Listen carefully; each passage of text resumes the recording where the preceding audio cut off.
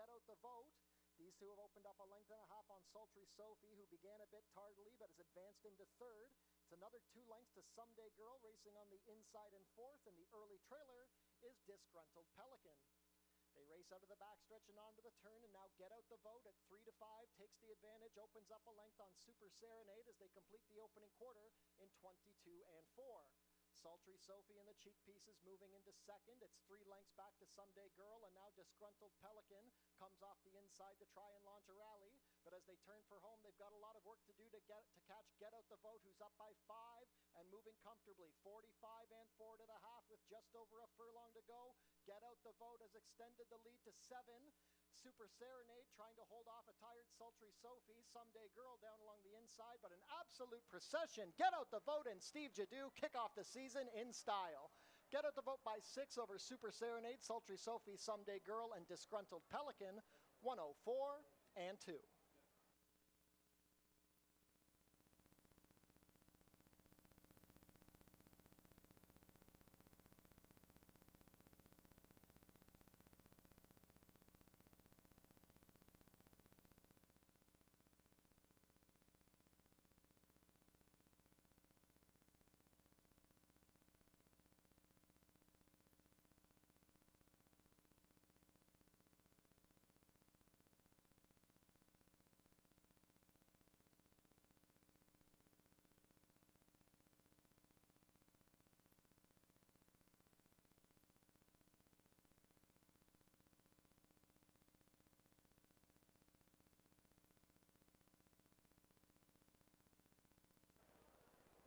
And they're off.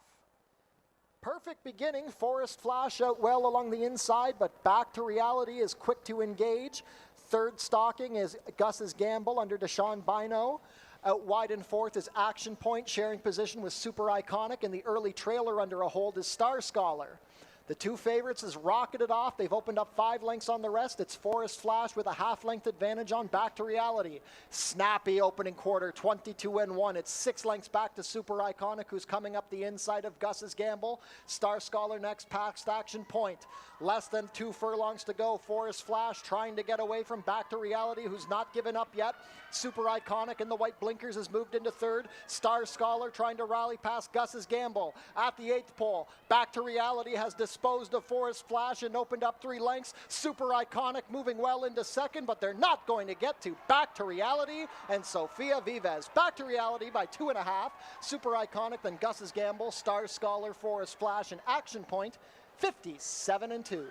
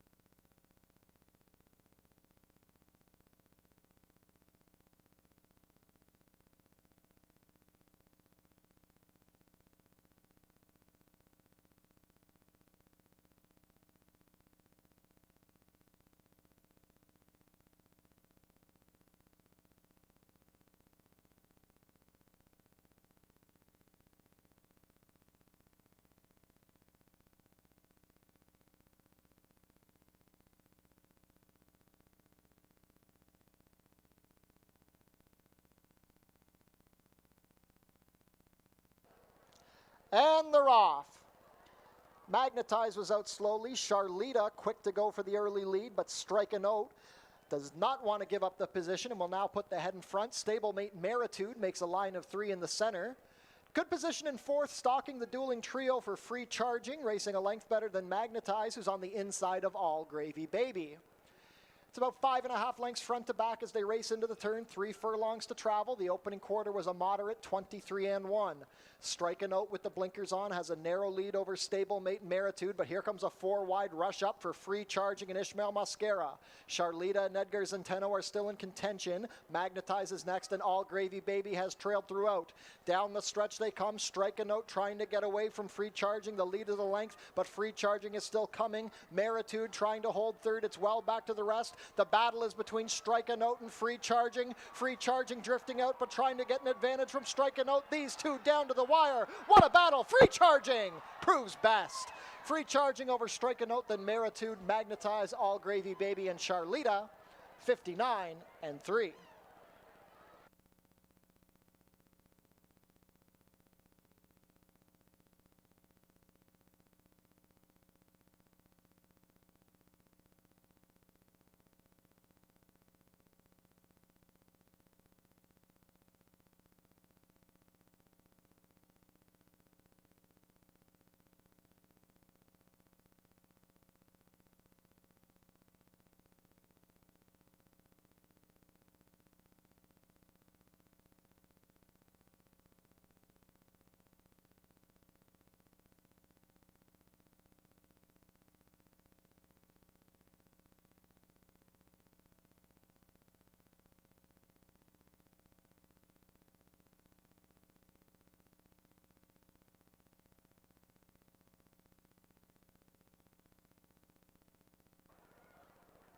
And they're off. Paperback Hero out a bit slowly. The others all out well from the outside. Where is Essa? Here comes Silent Miracle. And on the rail, Attestation wants that early lead. It's going to be Attestation and Juan Crawford. Half length back to Silent Miracle, who's back applying the pressure. Heat Merchant out deep. Also there, Wet and Wild. Widest is Where is Essa. Good position for Rise My Guy, racing in sixth. And it's about 5 more lengths back to Paperback Hero, who can see them all. 22-2, it's a very contested pace. They race into the turn, and now Wet and Wild comes up 3 deep to put the head in front of Silent Miracle, who's racing between horses with Attestation ridden along the rail.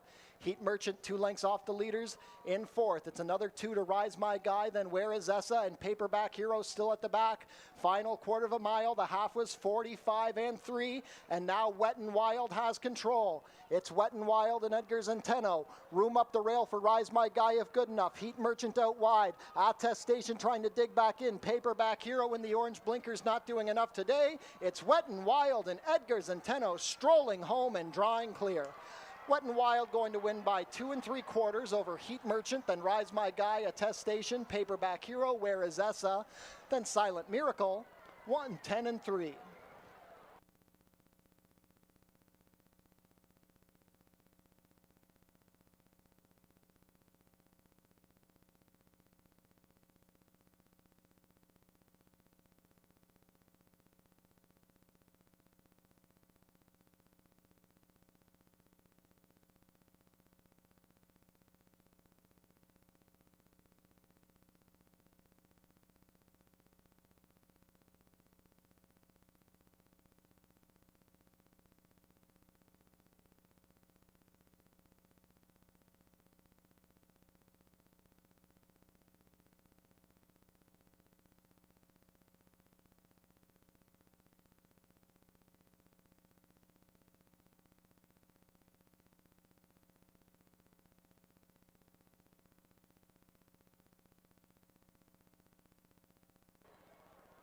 And they're off in the...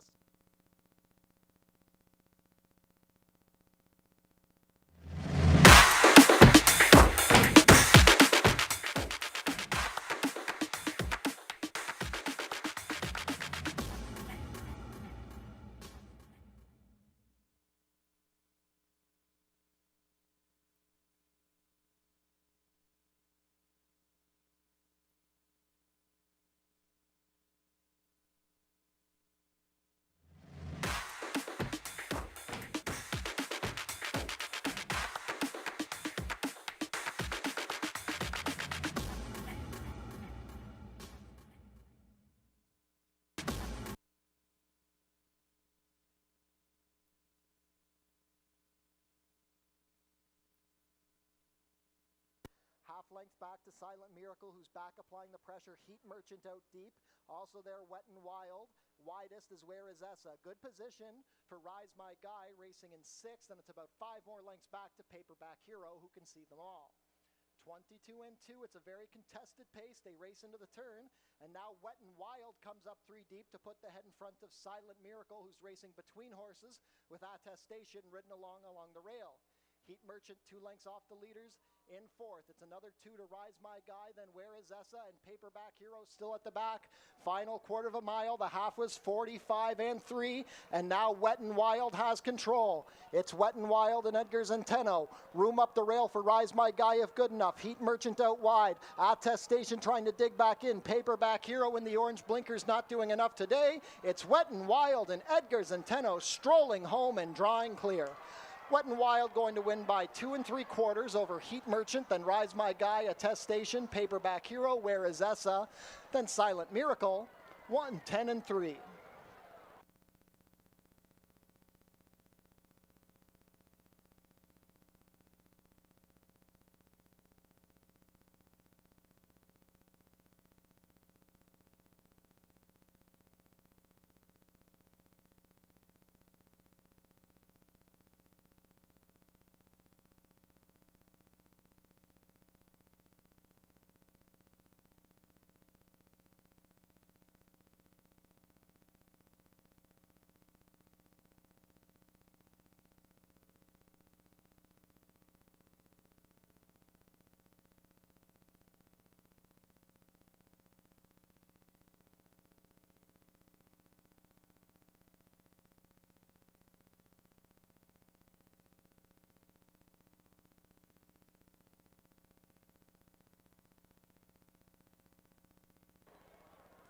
And they're off in the Summer Solstice Cup, a perfect beginning. They started in a line of 7, but Captain Clutch is wasting no time getting away. It's Captain Clutch and Sofia Vives, a length and a quarter to Seeking Title Ready and Melanie Pinto. Gap of 2 to Naked in the Forest and Steve Jadu racing a path off the rail. Frederica's Rose and No Mistake next. Blues Mommy widest, and the trailer is Our Skyline. Midway round the turn, 22 and 2, and Pinto says go on Seeking Title Ready. Puts the head in front of a persistent Captain Clutch. Here comes a move from Blues Mommy into third on the outside of Naked in the Forest as No Mistake comes under a drive. They reach the head of the lane, and Captain Clutch counter punches, fights back with Seeking Title Ready. These two still up by 4. Naked in the Forest and Blues Mommy are next as they race within the 8th pole. Captain Clutch now going better than Seeking Title Ready. Naked in the Forest rallying up the inside, but not going to get to Captain Clutch. Captain Clutch holds on a neck to a fast closing Naked in the Forest. Then Blues Mommy, Frederica's Rose, Seeking Title Ready, Our Skyline, and No Mistake. Final time for the 5 furlongs, a minute flat.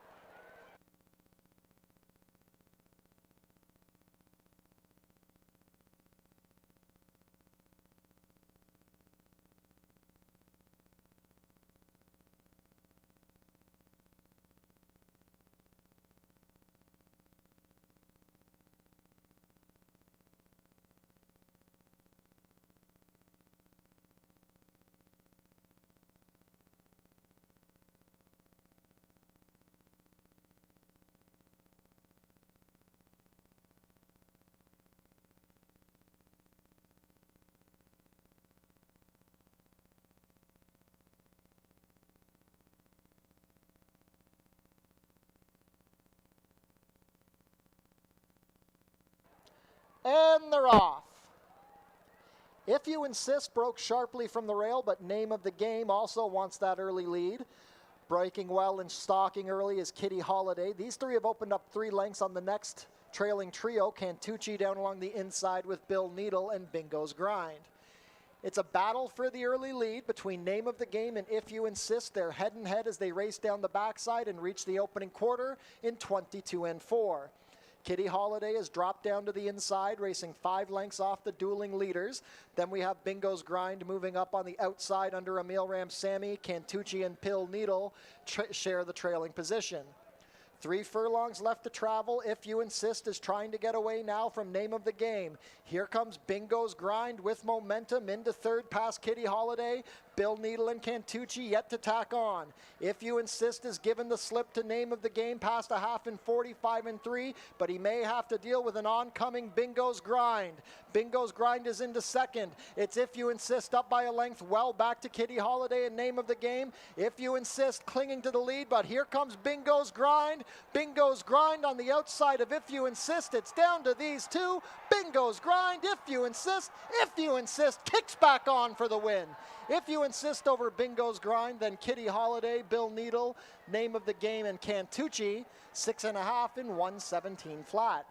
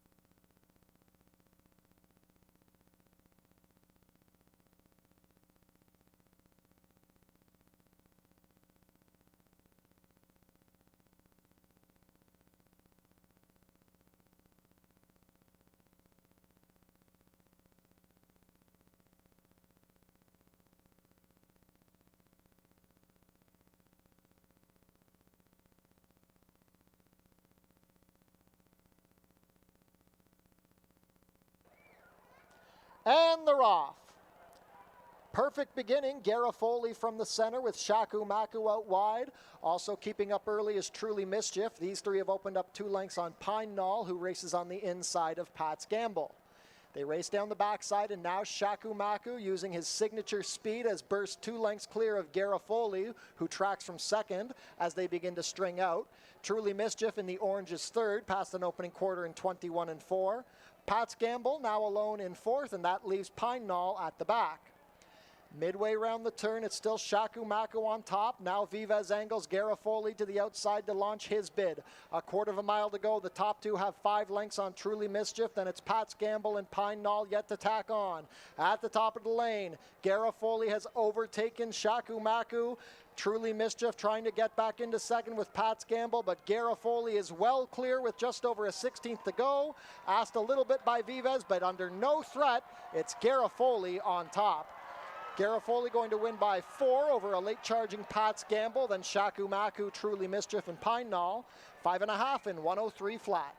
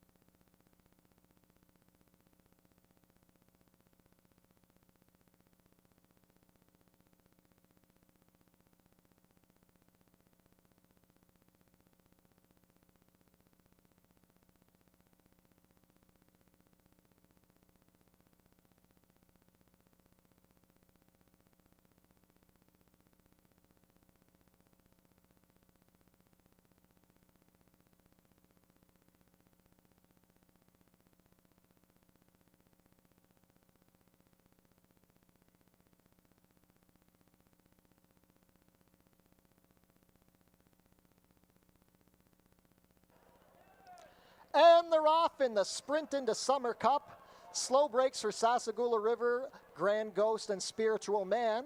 Early speed on the inside from Slightly Naughty with 4 Beach Friends and Sunset Skippy between them, though that's heavy like a Chevy.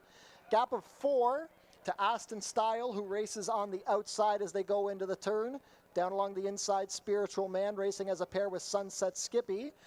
Then we have Woodglen Court in the olive green silks, and at the back, Grand Ghost and Sasagula River. 22 and 1, it's a battle up front. Slightly Naughty and heavy like a Chevy, 4 Beach Friends on the outside. Sunset Skippy tries to make a rally with Woodglen Court at the head of the lane. 4 Beach Friends trying to get away from a stubborn Slightly Naughty. Down the outside, here comes Aston Style with a late charge, but it's 4 Beach Friends, and so Via Vives on top. It's Icon's World, and we're all just living in it. 4 Beach Friends makes it 4 on the day for Vives, Adamo, and Icon. Aston Style charging for second, then Slightly Naughty. Sunset Skippy, Grand Ghost, Sasagula River, heavy like a Chevy, Woodglen Court, and Spiritual Man. Final time for the 5 furlongs, 58 and 1.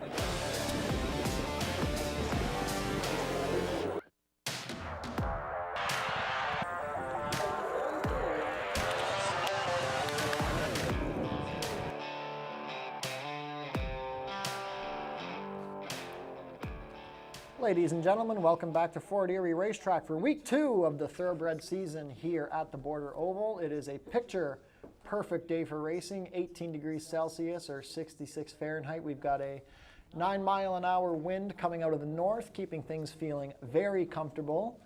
The main track is fast, and we are happy to be back on the turf this week. 2 turf races on tap. Turf is listed as good, and the rail is at 0 feet. 27 minutes to first post.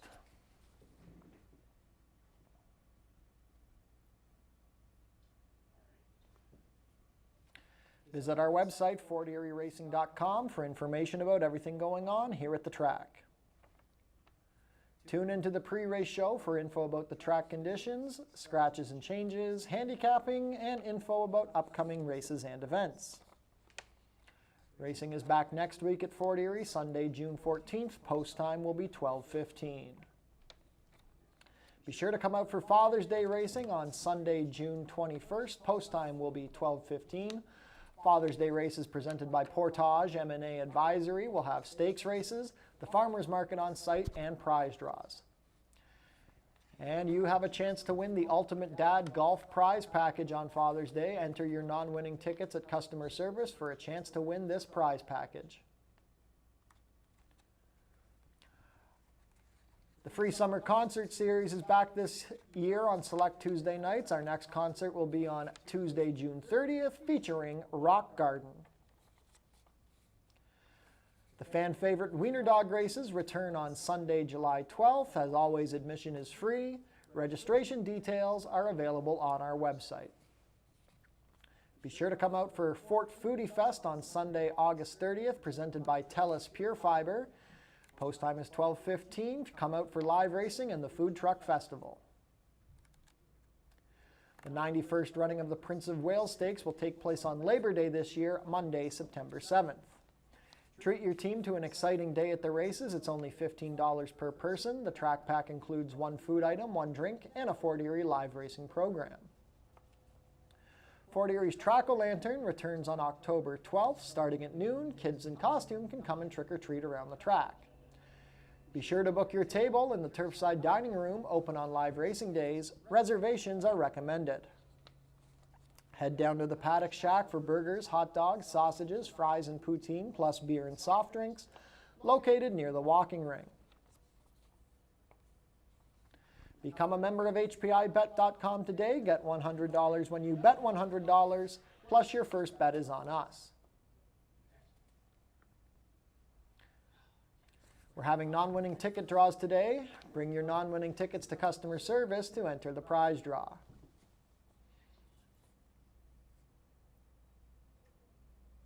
Today's non-winning ticket draw features a $50 gift certificate to Lasting Impressions Lifestyle Boutique. Tune into your TV Niagara for the Fort Erie Race Replay Show. Thursdays at 10:30, Saturdays at 4, and Sundays at noon on Channel 70 HD or on Channel 100 Epico. Pick 5 pools today, guaranteed at $10,000. They begin in races 1 and 3. The Pick 4s guaranteed at $7,500, kicking off in races 2 and 4. Smoking is allowed in designated areas only at Fort Erie Racetrack. No food or beverage are allowed in these areas, and no cannabis is permitted on the property. Up next are today's changes. Very light on changes today. Races 1 through 6 are all clear. No changes in the first 6 races on the card.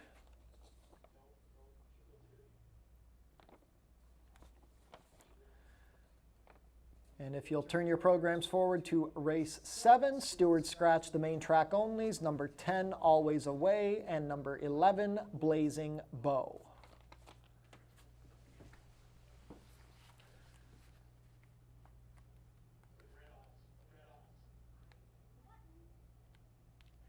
Oh, we're back here for a 7-race card here at Fort Erie Racetrack, joined here by Ashley Mayu for some handicapping. Ashley, how did you find opening week? I found opening day to be a lot of fun. We were talking about it. The crowd here was awesome. So many people on site here for the races, and they stayed throughout the day, which I really liked seeing as well. And on-track handle was up. And now looking forward to the second day of racing. You mentioned it. We're on the grass. I think that was a little maybe sketchy going into this morning with the rain last night, but glad to be back on the turf. I think looking at today's card, we talked about it. The last race is obviously probably the best wagering event on the card, but really the late pick 4 and pick 5, I think that's where it's at. Yeah, I think the racing is a step forward from last week. Last week was great racing too, but I think with the turf racing added this week, we definitely have a very solid card over these 7 races, and hopefully the same energy that we had last week will be present on site today. Let's get into our picks on these 7 races today. Race 1 is a claiming race for the mares. Non-winners of 3 for a $5,000 tag, 6 furlongs to distance. $10,000 early pick 5 kicks off here, and it's a field of 5 to open up the day. Yeah, we were talking about it earlier. I think Brazilian Legacy probably is the most likely winner of this race. Great form here at Erie. Now in the barn of Tony Adamo. Just kind of look at the running style. I think this horse is a little bit more handy than others in here. Draws the inside. You'd like to see this one showing speed at the 6 furlong distance on the main track. But if he's not, or I should say she, if she's not on top, I'm not really worried about her because she can be game even just chasing the pace. Yeah, that's the thing. Even if she's not on the lead, nobody else really wants to be on the lead in this race. So I doubt whoever would end up in front of her will be very comfortable on the front end. I think this is a very good spot for Kirk the Chef Johnson to get his first win of the season. The second race is a 62.50 claiming race for 3-year-olds and up which haven't won a race this year, or non-winners of 4. It's a 5 furlong sprint. The $7,500 guaranteed early pick 4 starts here, and I've gone to the number 4 Sea to Air for the Jeff Voice barn. Ishmael Mascara in the saddle. I think he's going to be a big speed factor here, and he should be pretty fit. He got 2 starts against the quarter horses at Ajax under his belt already this season. Yeah, I think the other thing that benefits him in kind of contrast to last year is the distance. We didn't really get to see him at 5. We saw him at 5.5 and even at 6.5 later on as the meet progressed. So I do think from a speed perspective, you have to consider him. It is worth noting the blinkers come off today. He did race with them last time out.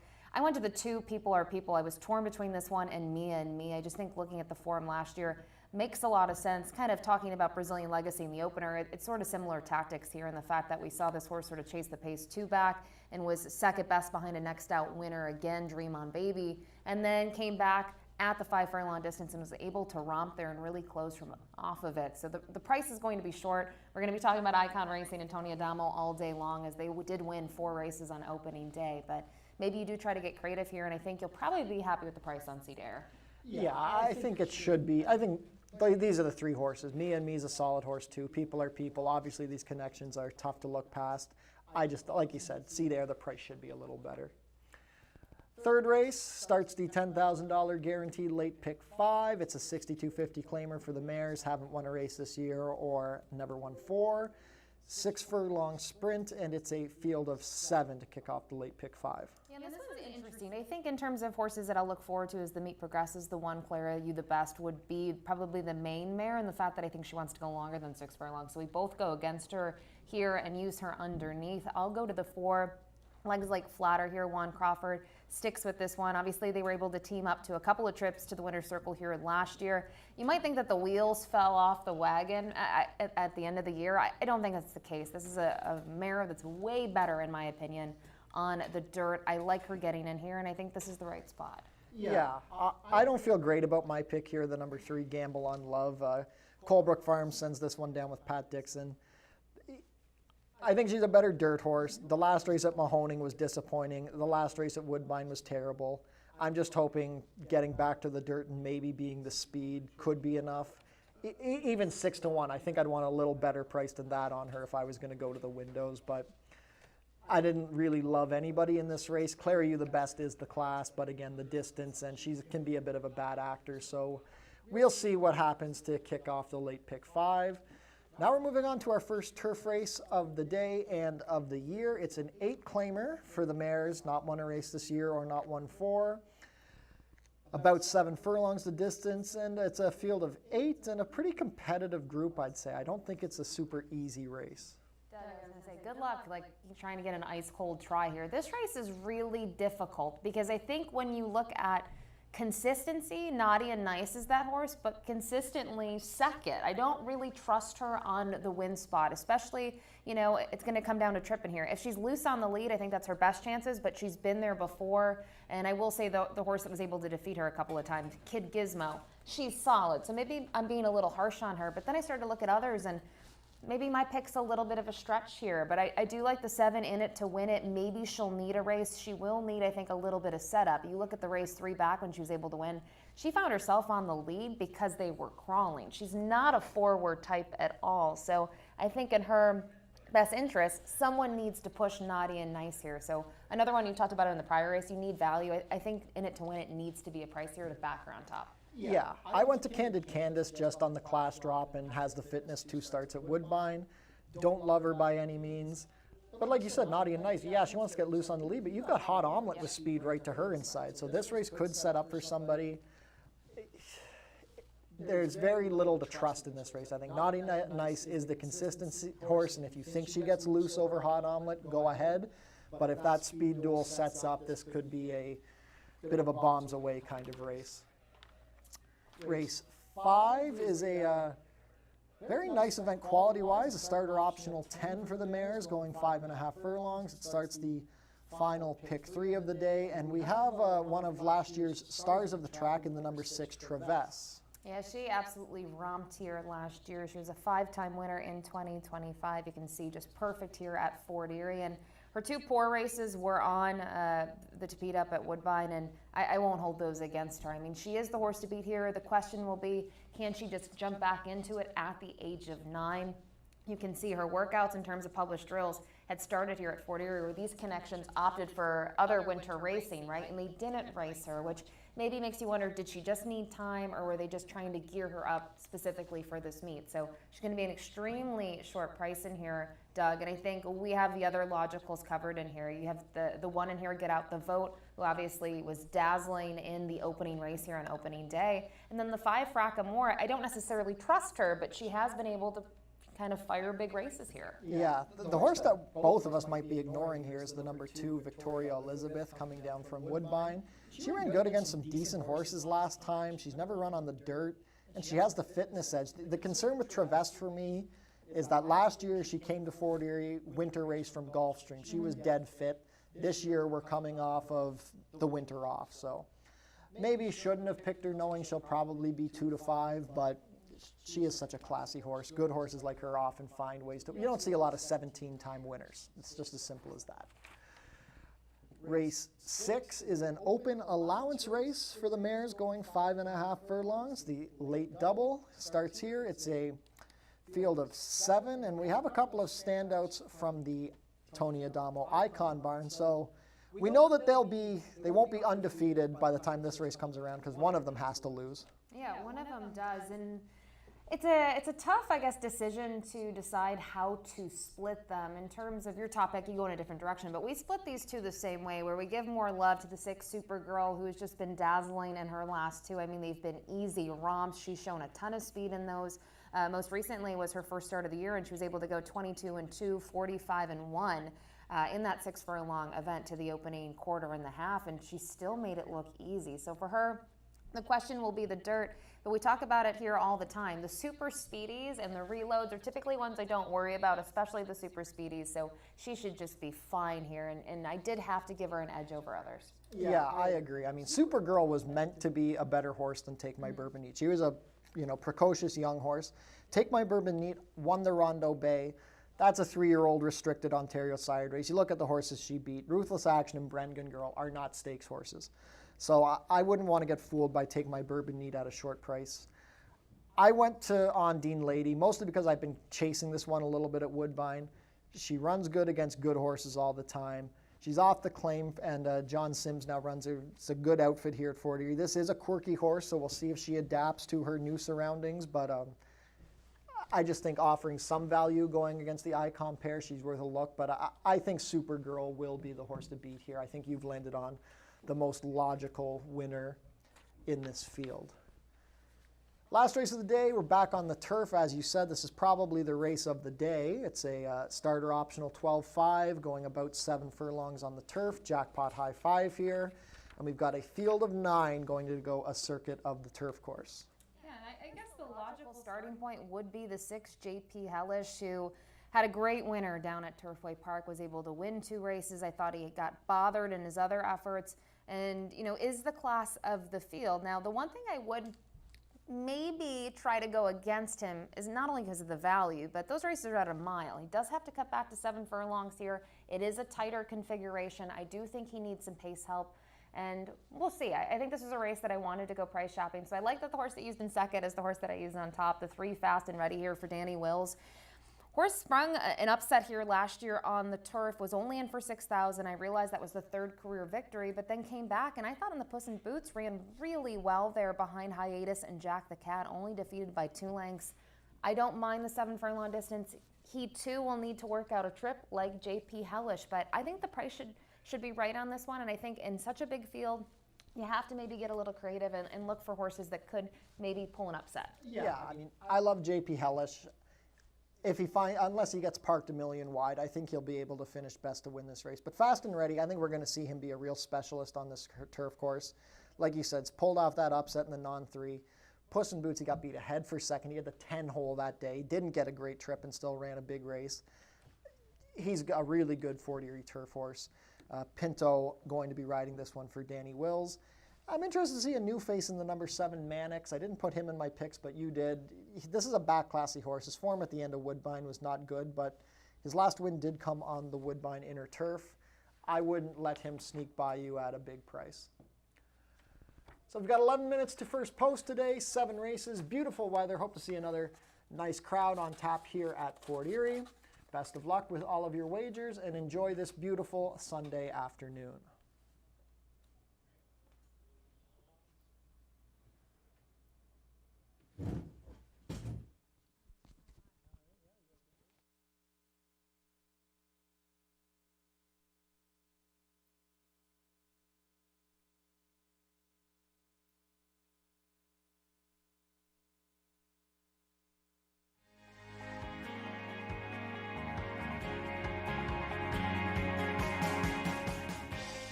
It's easy to make a bet on HPIBet.com. Follow these simple steps and you'll be betting in no time. First, go to the HPIBet.com website. Sign in to your HPIBet account. Find the track and race you want to bet on. Click on the Place Bet button. Click on the bet type you want to wager with. Click on the amount you want to wager. Click on the horse you want to wager on. Click on the green Place Bet button. Review your bet confirmation information. It's all done. Remember, all this can be done on most mobile devices. Now cheer on your pick to victory.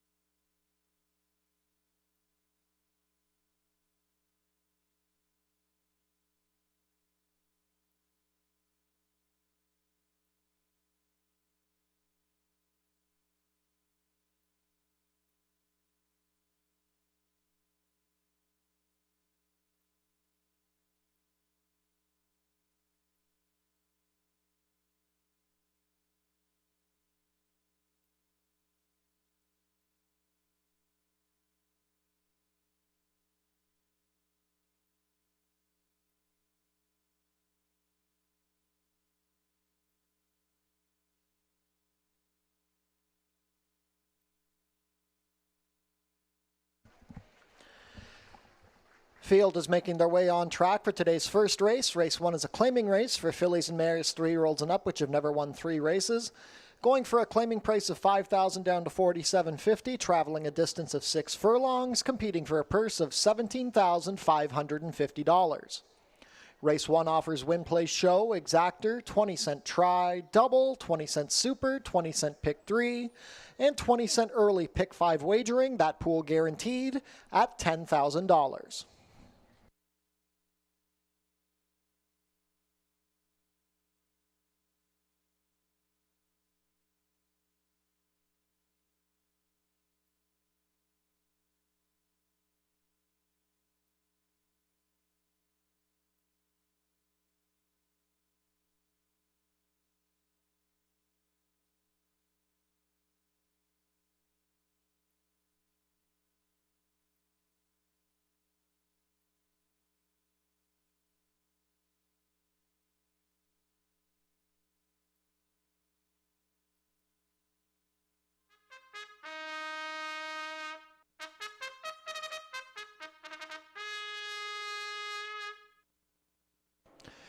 Race 1 post parade. Number 1 is Brazilian Legacy, ridden today by Kirk Johnson for trainer Tony Adamo and owners Bermuda Blue Farm and Icon Racing Stables.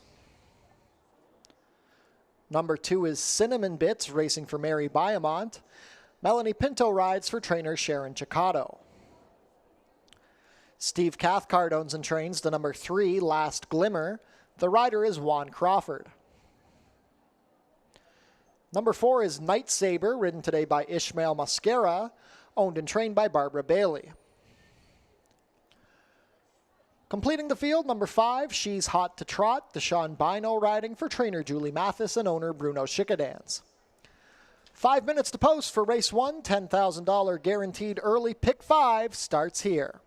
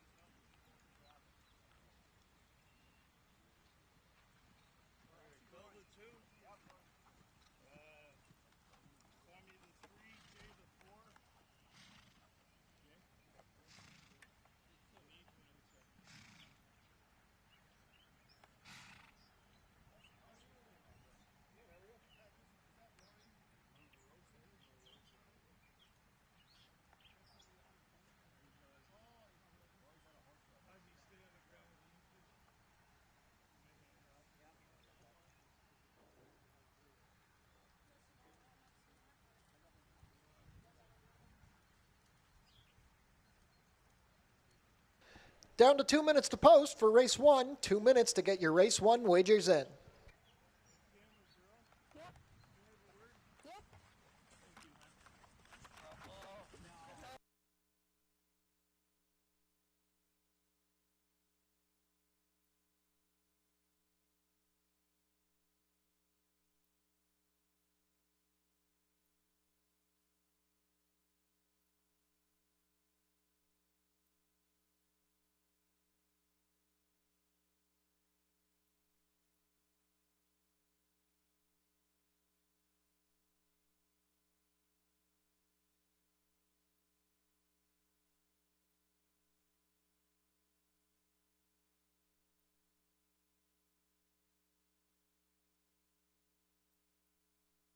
1 minute, just 1 minute to post.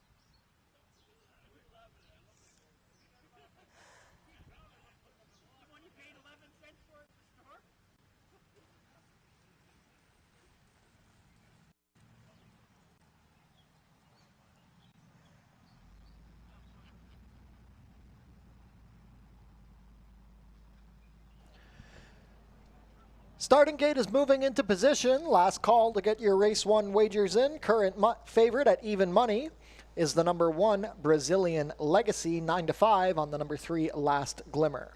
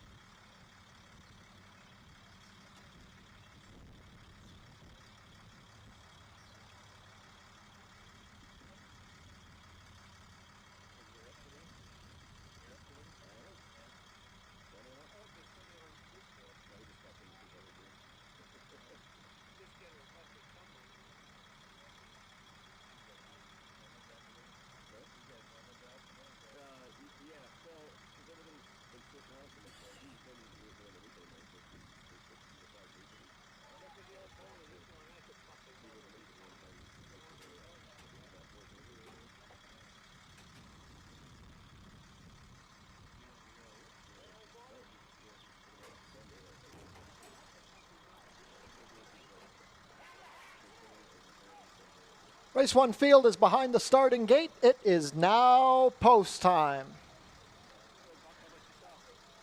Still even money on Brazilian Legacy as we begin to load. This race kicks off the $10,000 guaranteed early pick 5 on the card. Brazilian Legacy goes up under Kirk Johnson. Gate 2 for Cinnamon Bits and Melanie Pinto. Last Glimmer and Juan Crawford to gate 3.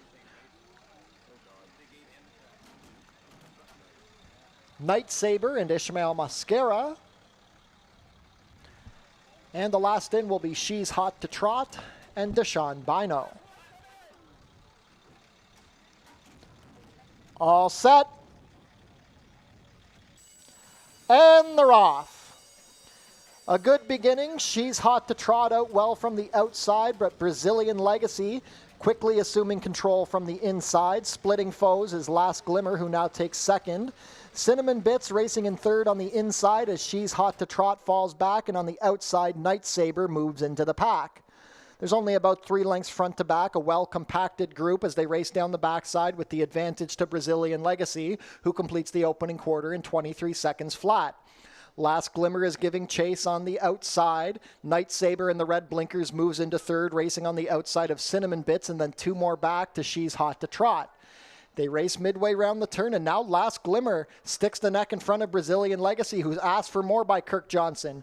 Pinto takes Cinnamon Bits out to the 3-path, and now She's Hot to Trot under Bino begins to launch a rally. 46 and 3 to the half at the head of the lane. It's Last Glimmer and Juan Crawford up a length to Cinnamon Bits. She's Hot to Trot trying to close from last. Night Saber down the far outside. Last Glimmer lets out another gear. She's up by 1.5. She's Hot to Trot is into second, but Last Glimmer will hold sway. Last Glimmer and Juan Crawford win by 2 over She's Hot to Trot, Cinnamon Bits, Brazilian Legacy, and Night Saber. 6 furlongs in 1:11 and 2.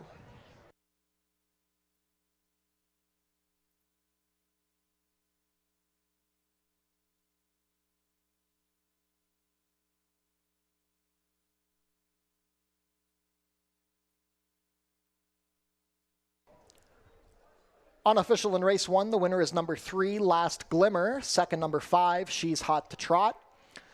Third, number 2, Cinnamon Bits. And fourth, number 1, Brazilian Legacy.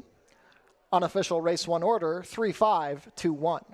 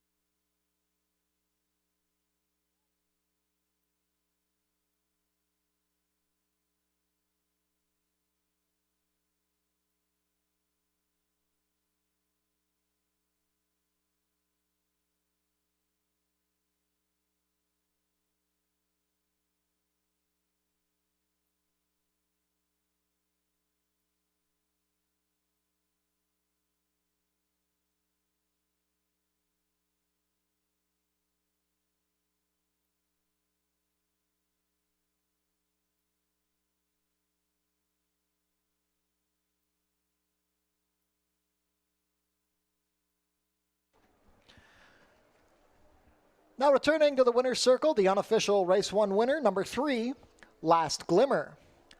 Last Glimmer is a 6-year-old bay mare by Uncle Mo out of Gloaming, bred in Kentucky by Stuart Janney III LLC. Juan Crawford with the winning ride for owner-trainer Steve Cathcart. This is Last Glimmer's third lifetime win in 25 starts, her seasonal debut here for 2026. A comfortable victory, completing the 6 furlongs in a time of 1:11 and 2. Congratulations to the connections of Last Glimmer. Hold all tickets until race 1 is made official.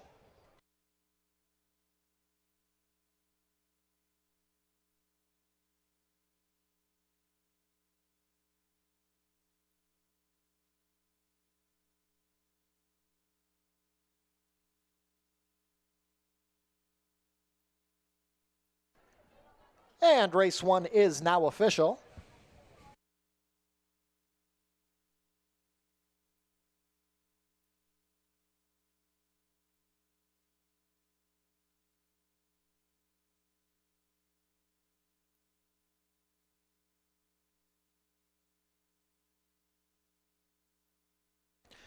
Prices are up. Last Glimmer returns 810 to win, 530 and 290. Long shot number 5, She's Hot to Trot, 870 to place, 320. Third, number 2, Cinnamon Bits, 230 to show. $2 exacta, 3.5, 48.50. The $1 try, 3.52, 97.45. $1 super, 3.521, $146.75.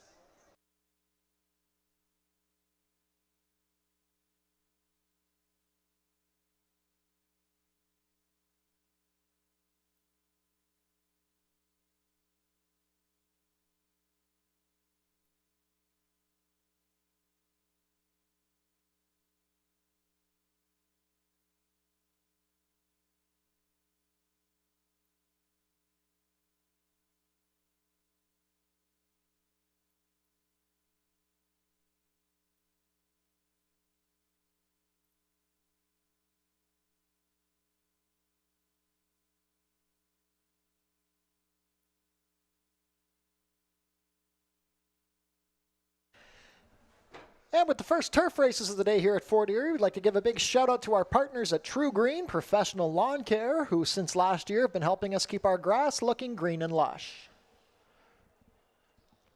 And a shout out to our partners at All-in-One Legal Concierge. If you have legal hurdles, you can bet on All-in-One.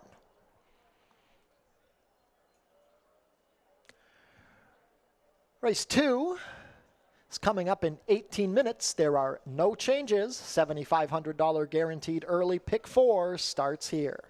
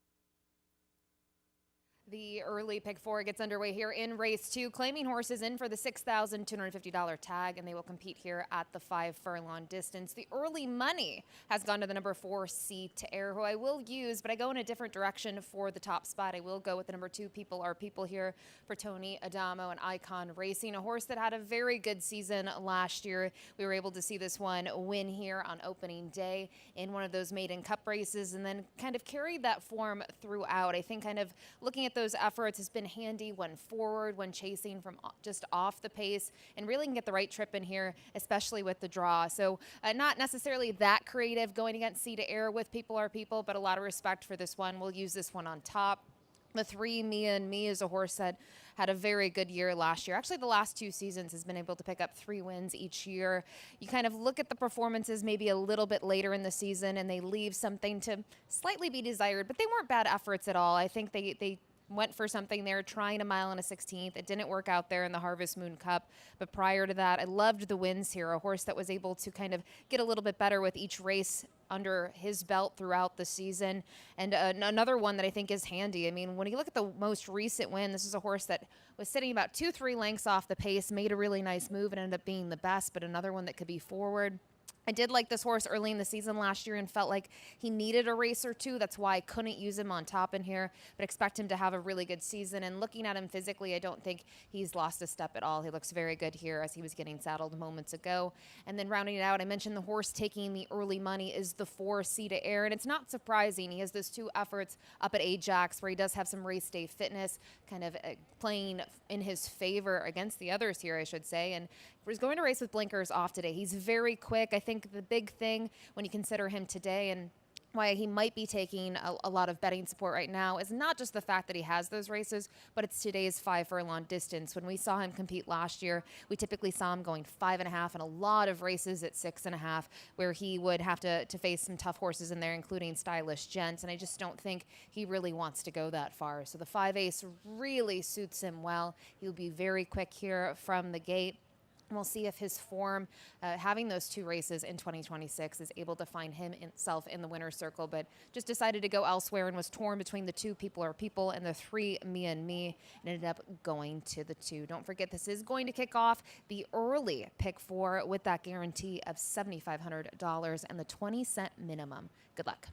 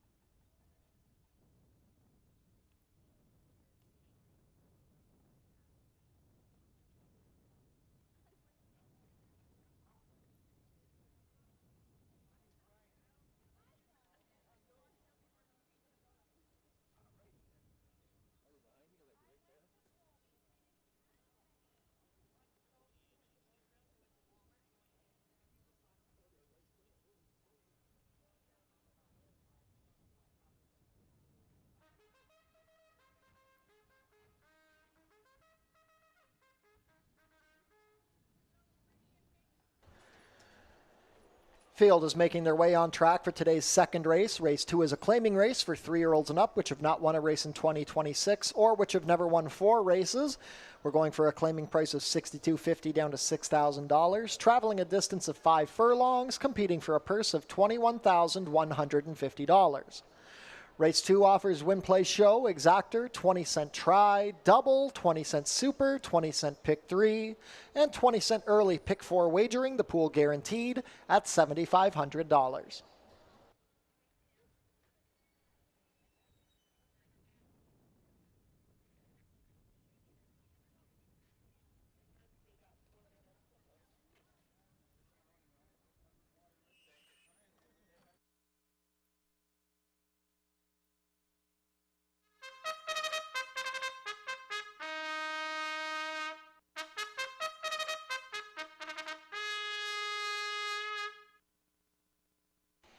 Race 2 post parade, number 1 is Forester Humor, owned and trained by Aaron Rickman, ridden today by Juan Crawford.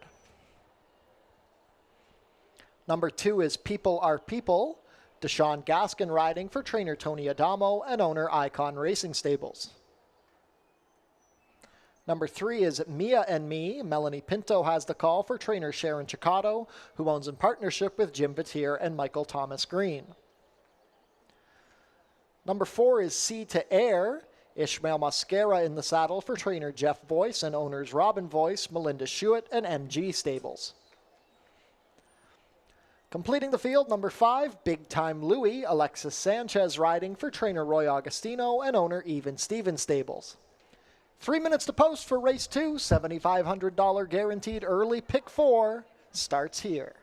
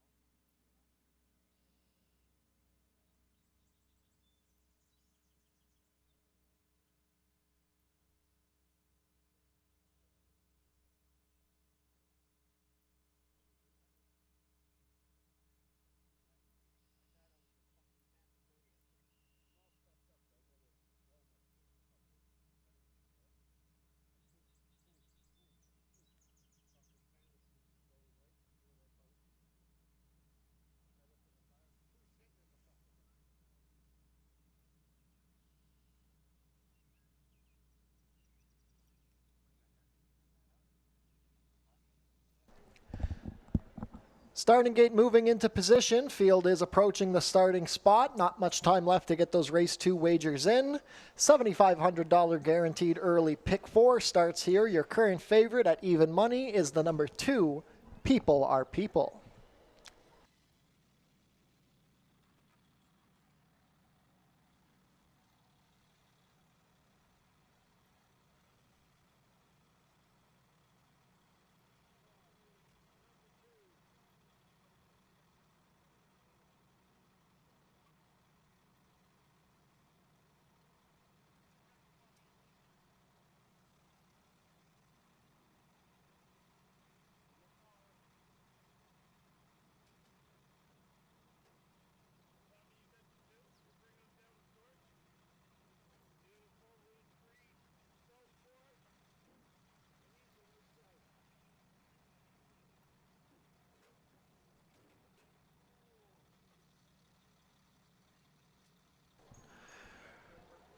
Race 2 field is behind the starting gate. It is now post time. First leg of the early pick 4. 5 furlong sprint here. The first to come up will be Forrester Humor and Juan Crawford.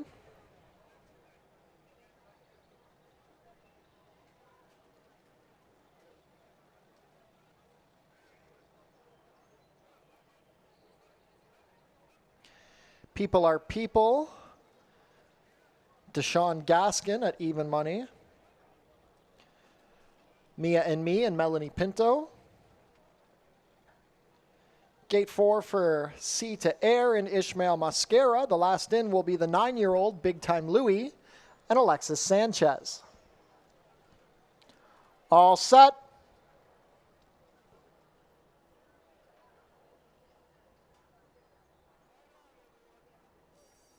And they're off. C to Air out a bit slowly. People Are People is hustled out to the early lead with Forrester Humor ridden along to his inside. Mia and Me racing 3 deep as a pair with Big Time Louie and the blinkers on the outside, and it's 3 lengths back to C to Air, who can see them all. 3.5 furlongs left to travel. They roll into the turn, and People Are People and Forrester Humor are locked in battle. Moving up 3 deep is Mia and Me and Melanie Pinto past a quarter in 22 and 3. Big Time Louie asked for a little more by Alexis Sanchez, now being passed by C to Air and Ishmael Mascara, who's swinging out to the 4 path. They're all in with a shot at the head of the lane. A short lead to Mia and Me. C to Air out 4 deep. People Are People trying to dig back in as Forrester Humor tires. It's Mia and Me and People Are People head and head. C to Air not doing enough down the extreme outside. People Are People trying to edge clear, but Mia and Me persistent on the outside. It's these two. Mia and Me, People Are People. Photo finish. Mia and Me and People Are People in a photo, then Forrester Humor, C to Air, and Big Time Louie, 5 furlongs and 57 and 4.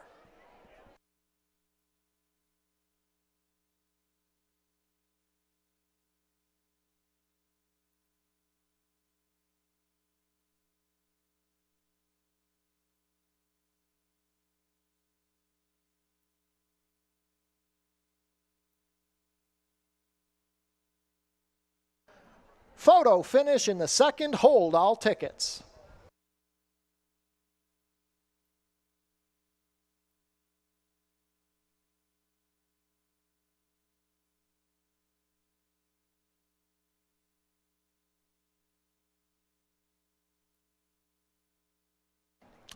In the photo, it's the number 3, Mia and Me, over the number 2, People Are People.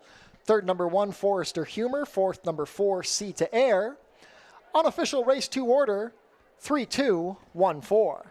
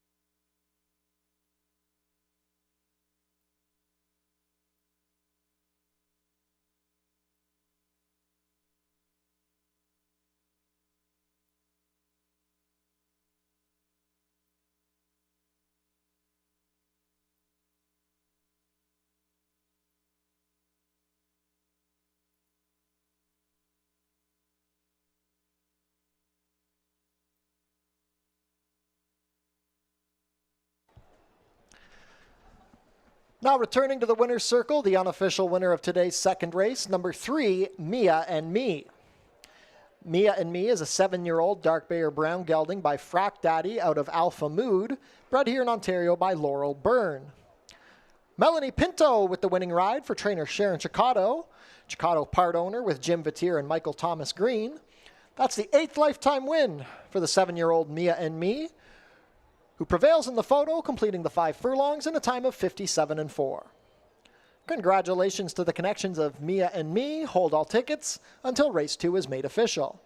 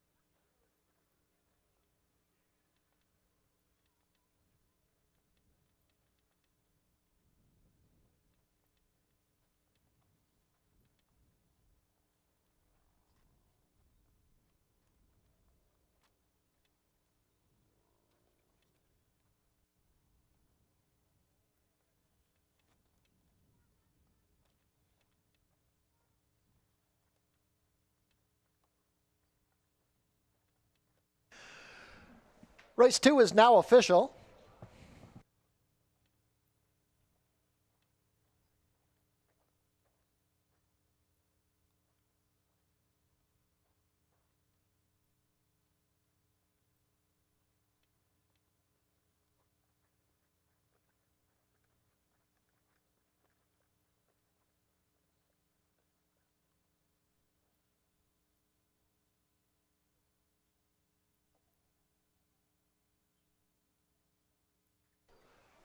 Prices are up. Mia and Me pays $860 to win, $320 and $240. Second number 2, People Are People, $240 to place, $210. Third number 1, Forester Humor, $310 to show. $2 exacta, 3-2, $17.80. The $1 try, 3-2-1, $47.85. $1 super, 3-2-1-4, $73.30. And the $2 double, a pair of threes, $49.70.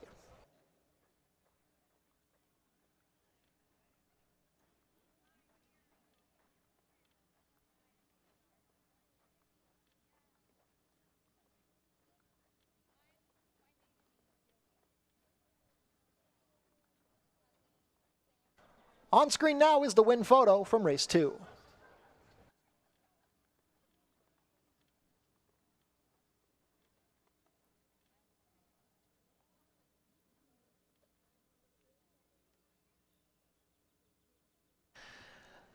The winner was claimed.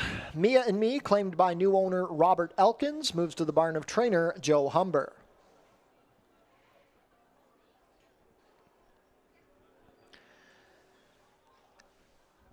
be sure to head down to the Trackside Tiki Bar, sponsored by The Place Bar and Grill, the place to go after the races, 981 Garrison Road.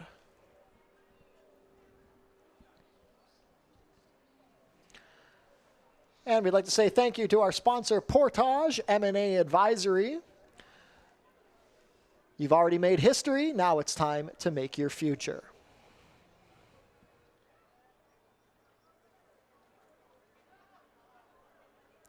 Race 3 is coming up in 17 minutes. There are no changes.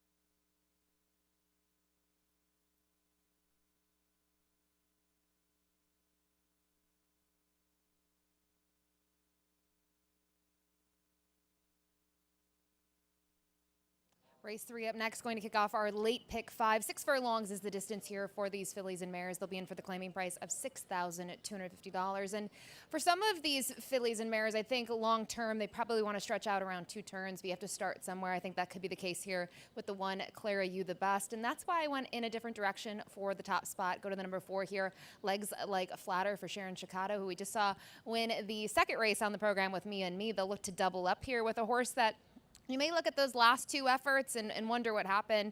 The wheels didn't fall off. I just think it's the case that Legs Like Flatter does not like the surface there up at Woodbine. Certainly better here locally on the dirt. A 3-time winner, has yet to finish out of the money. And kind of look at the running style for this one, I think can be handy if needed. When we look at the win back on August 26th, was able to roll from off of it, but in the following starts was closer to the pace, and that could really help her here.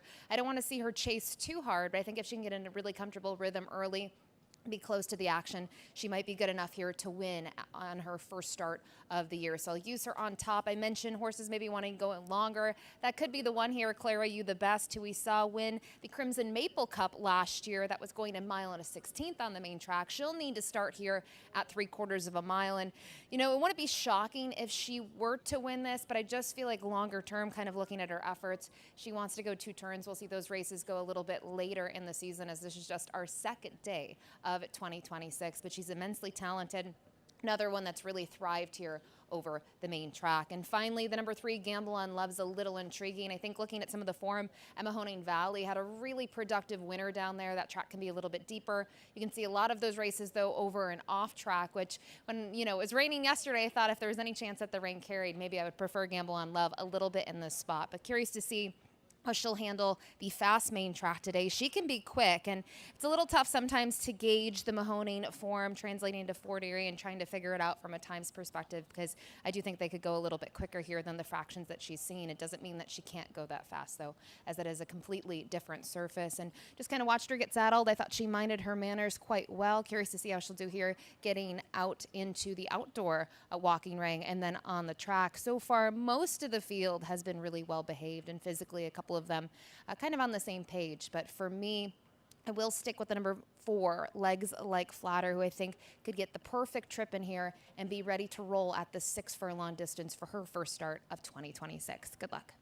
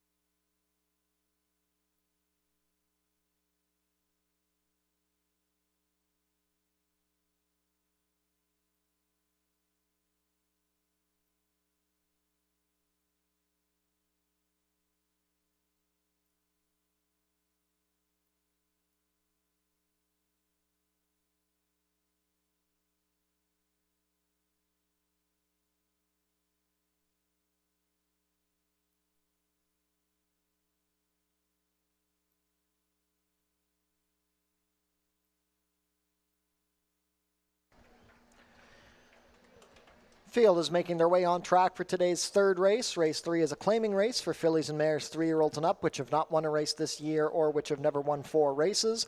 We're going for a claiming price of $6,250 down to $6,000, traveling a distance of 6 furlongs, competing for a purse of $21,150. Race 3 offers win, place, show, exactor, 20-cent try, double, 20-cent super, 20-cent pick 3, and 20-cent late pick 5 wagering, the pool guaranteed at $10,000.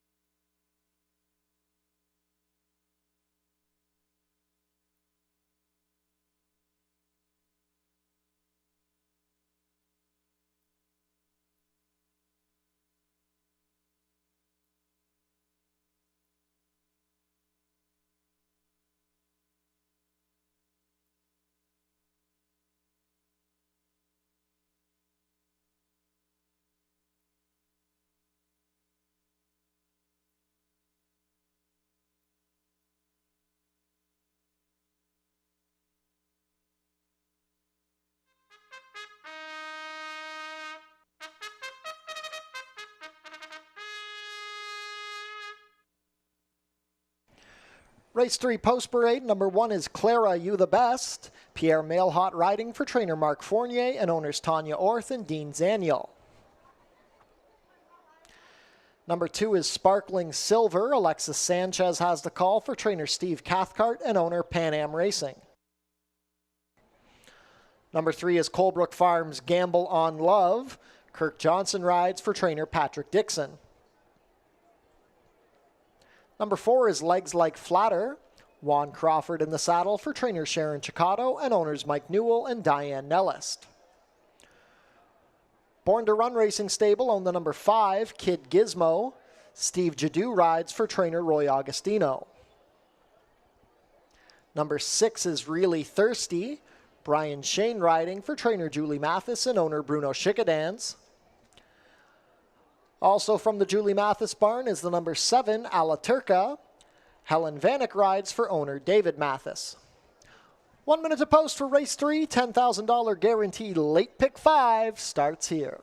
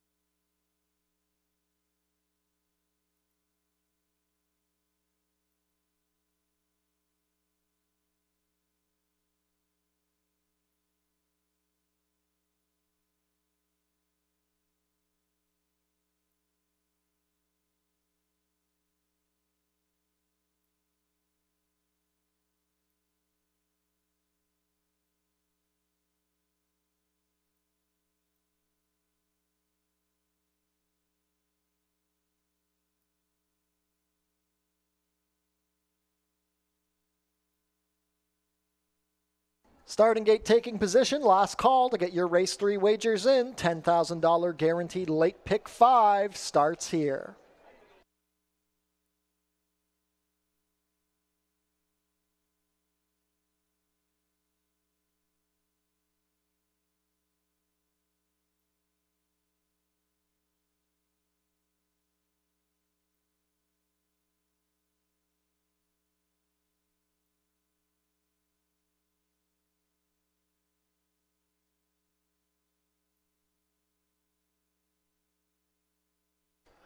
Race 3 field is behind the starting gate. It is now post time for the late pick 5. Field of 7 fillies and mares set to go here. Clara, You the Best with Pierre Mailhot. Sparkling Silver, a new face to Fort Erie with Alexis Sanchez.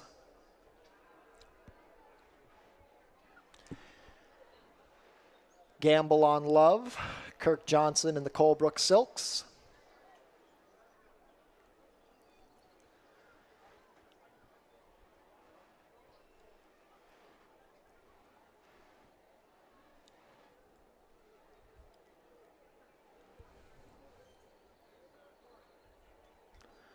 Still waiting on Gamble on Love.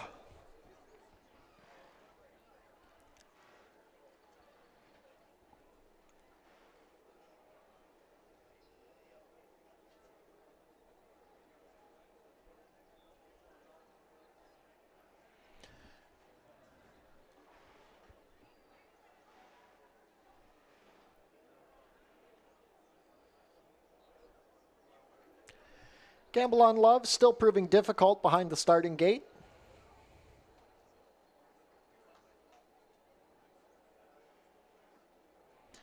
The others wait well.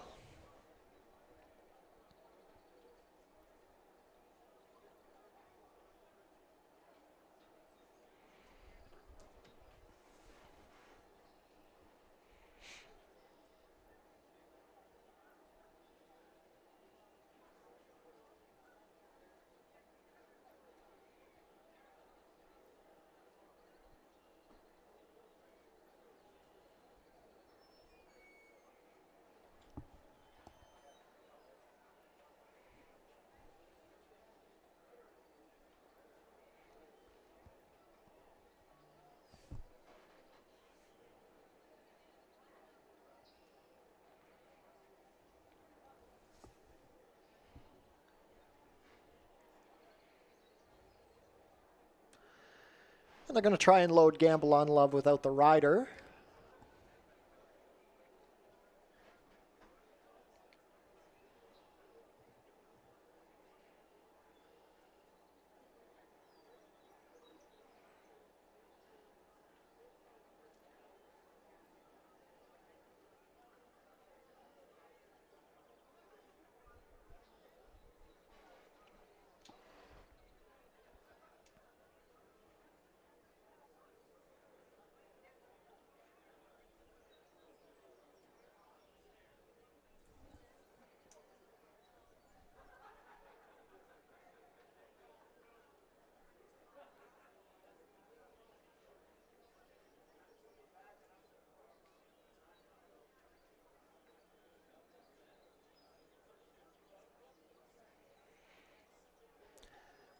And it looks like Gamble on Love is in now. Kirk Johnson to climb back aboard.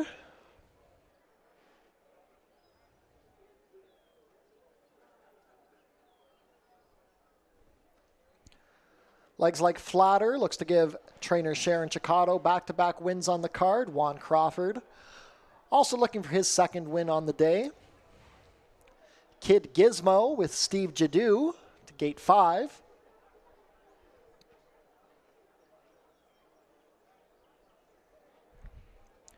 Really Thirsty and Brian Shane. The first of 2 for the Julie Mathis outfit. And the last in will be stablemate A La Turca with Helen Vanek. All set. And they're off. They broke in a good line. Legs Like Flatter from the center is showing speed with Gamble on Love to her inside. Sparkling Silver and Alexis Sanchez find themselves in third.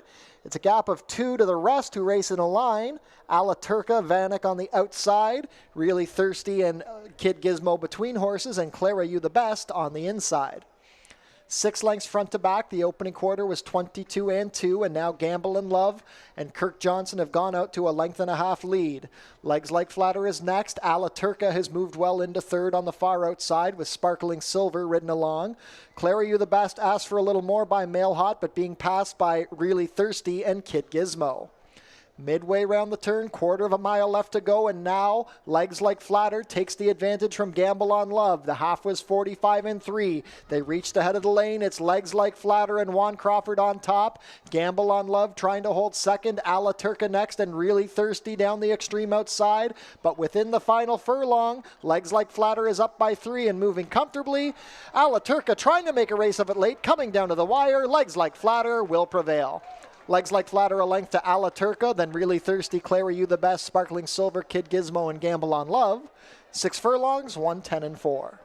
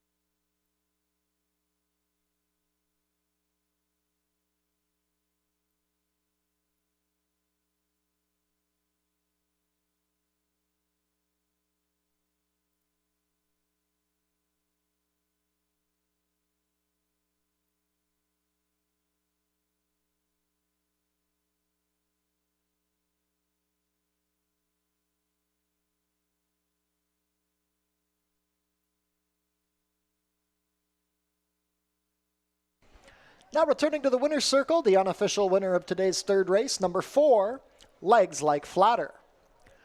Legs Like Flatter is a 5-year-old dark bay or brown mare by Amy's Flatter out of Legs Like Betty, bred here in Ontario by Tall Oaks Farms. Second win on the day for jockey Juan Crawford. Legs Like Flatter is trained by Sharon Chicotto, who earns back-to-back wins on the day, owned by Mike Newell and Diane Nellist. 5th lifetime win for Legs Like Flatter. 4 of those wins coming here on the Fort Erie main track. She completes the 6 furlongs today in a time of 1:10 and 4. Congratulations to the connections of Legs Like Flatter. Hold all tickets until race 3 is made official.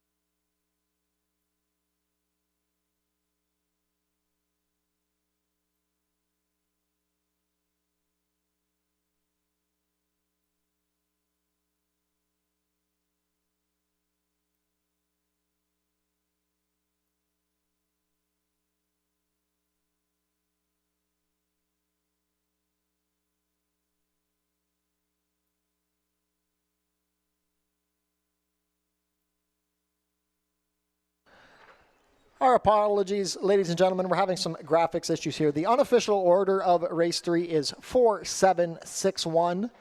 Those are your unofficial race 3 order of finish. Just dealing with some technical difficulties here. Race 3 will be made official shortly. Those unofficial numbers are 4-7-6-1.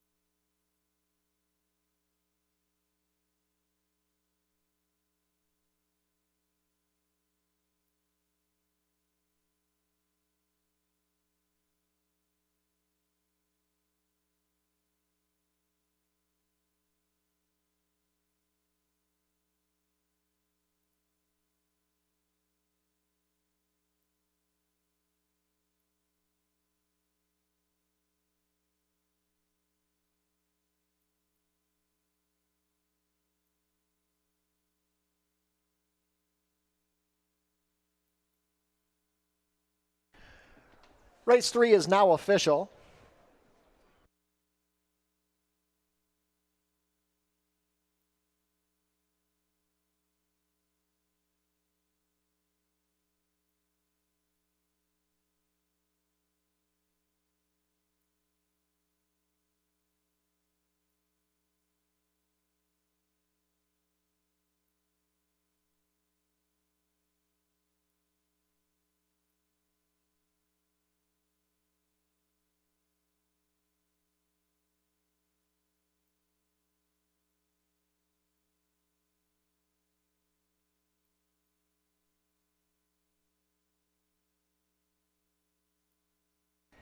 Prices are up. Legs Like Flatter returns $9.50 to win.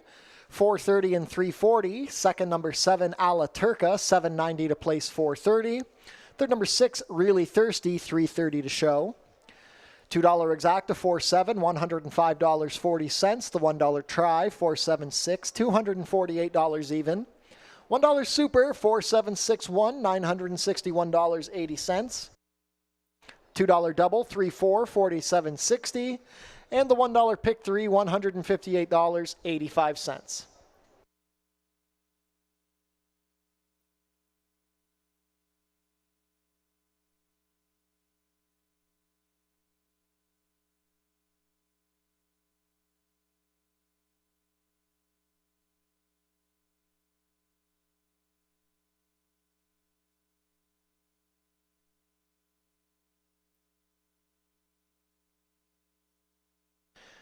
We had a claim out of race 3. The number 1, Clara You the Best, claimed by Joy Elkins, moves to the barn of trainer Joe Humber.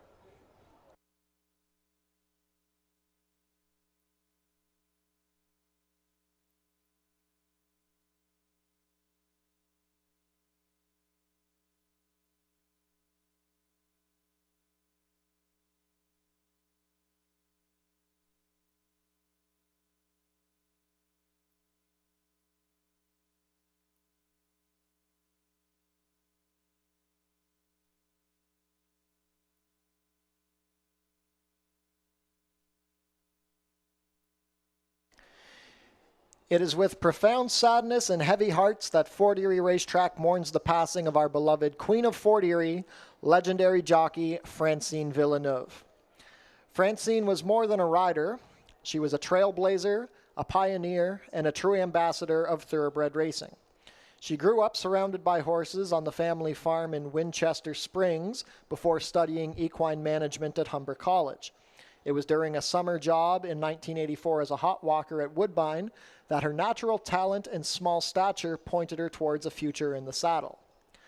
By 1987, she had earned her jockey's license and began a remarkable career that would span more than 25 years and over 8,000 mounts. Francine's journey was filled with historic moments and hard-fought battles. She rode Wilderness Song to a stirring second-place finish in the 1991 Queen's Plate. She competed in the prestigious Breeders' Cup Distaff And in 2005, she guided Autumn Snow to second in the Prince of Wales Stakes. She would go on to become the first Canadian female jockey to reach 1,000 wins, a milestone she celebrated right here at Fort Erie on October 31st, 2011, and the first to hit both 1,000 second place and third place finishes, and a combined 3,000 top three placements. For her outstanding contributions to the sport, she was honored with the Avelino Gomez Memorial Award. Her deep connection to Fort Erie was undeniable. In 1996, she was responsible for reviving the tradition of the Puss in Boots infield pond jump tradition after owner Robert Elkins joked that he'd jump into the pond if his horse won. And sure enough, Francine took Dancing for Beans from last to first, sending Elkins into the water and spawning the annual tradition of the Puss in Boots plunge. In June 2012, she was proudly inducted into the Fort Erie Sports Wall of Fame, and even after retiring from full-time riding that year, her passion for racing never faded. In 2016, she co-founded the Sport of Queens Racing Club alongside fellow jockey-turned-trainer Amanda Roxborough, creating a racing syndicate that continues to open doors for women in the sport she loves so dearly. Francine's grace under pressure, her fierce competitive spirit, and her quiet kindness left an indelible mark on everyone who knew her, from fellow riders and trainers to grooms, owners, and the many fans who cheered her on from the stands. She broke barriers with humility and inspired generations of young riders, especially young women, to chase their dreams in a traditionally male-dominated sport. While Francine may have been taken from us too soon, her legacy lives on in every race run at Fort Erie and in the hearts of all who were fortunate enough to witness her ride. Rest in peace, Francine. You will forever be the Queen of Fort Erie. Now please rise and remove your hats for a moment of silence for Francine Villeneuve.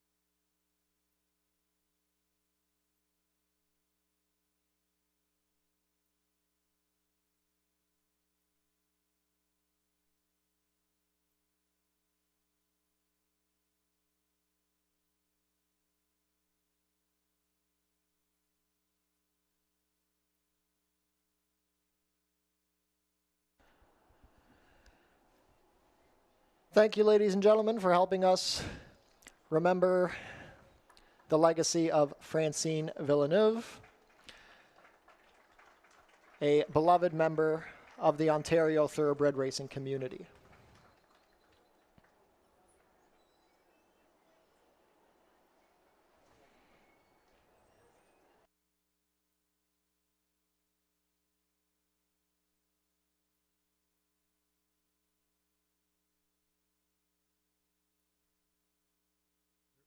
Doesn't sound like it.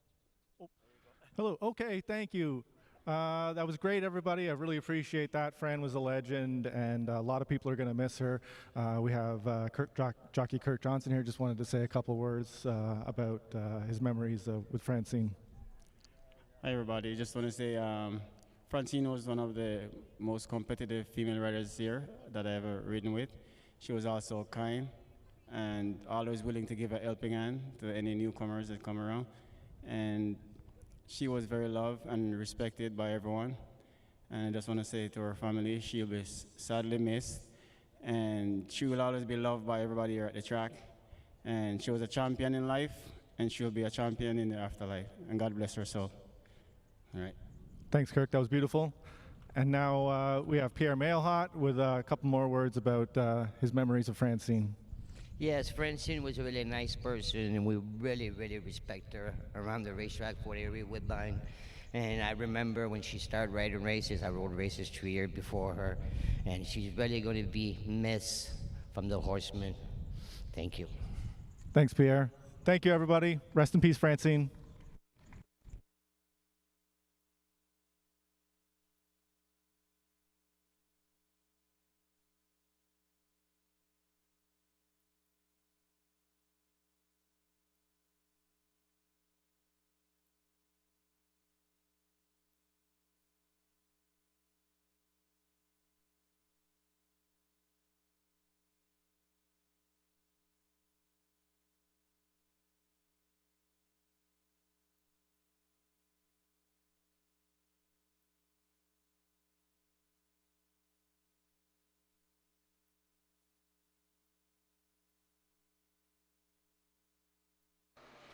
Race 4 is coming up in 12 minutes, our first turf race of the season. There are no changes.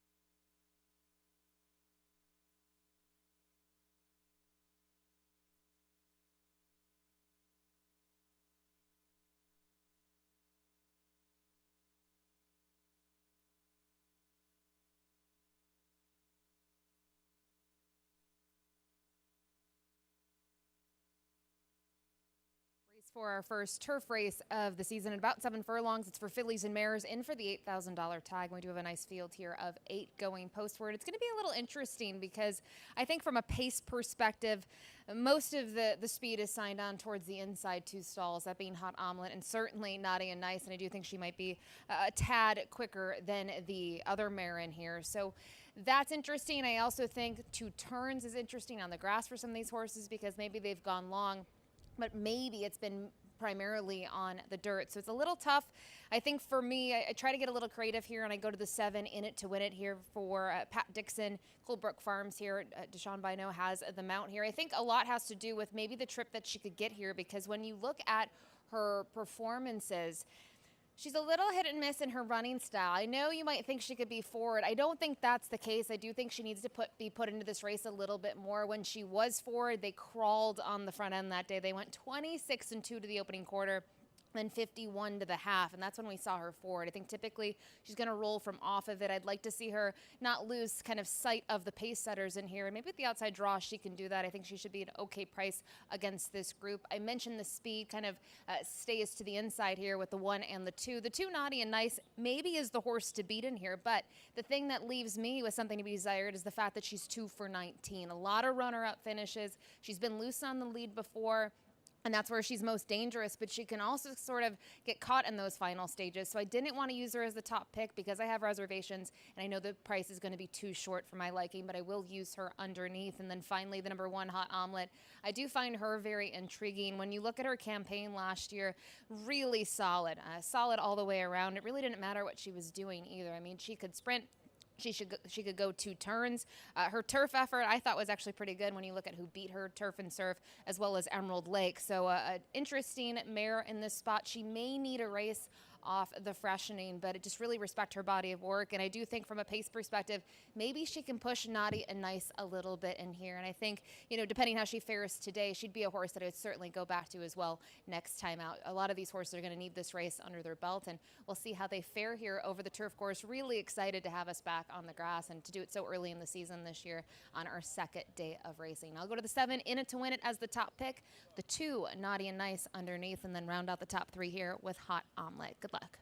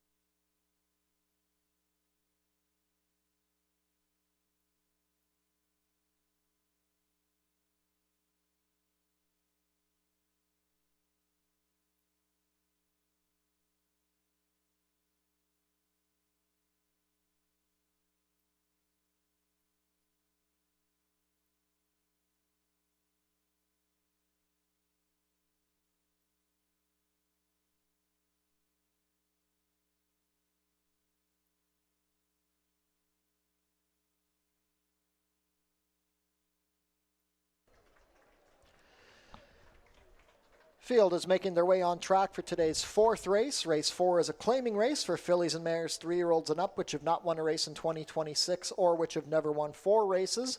We're going for a claiming price of $8,000 down to $7,000, traveling about 7 furlongs over the turf course, competing for a purse of $23,100. Race 4 offers win, place, show, exactor, 20-cent try, double, 20-cent super, 20-cent pick 3, and 20-cent late pick 4 wagering, the pool guaranteed at $7,500.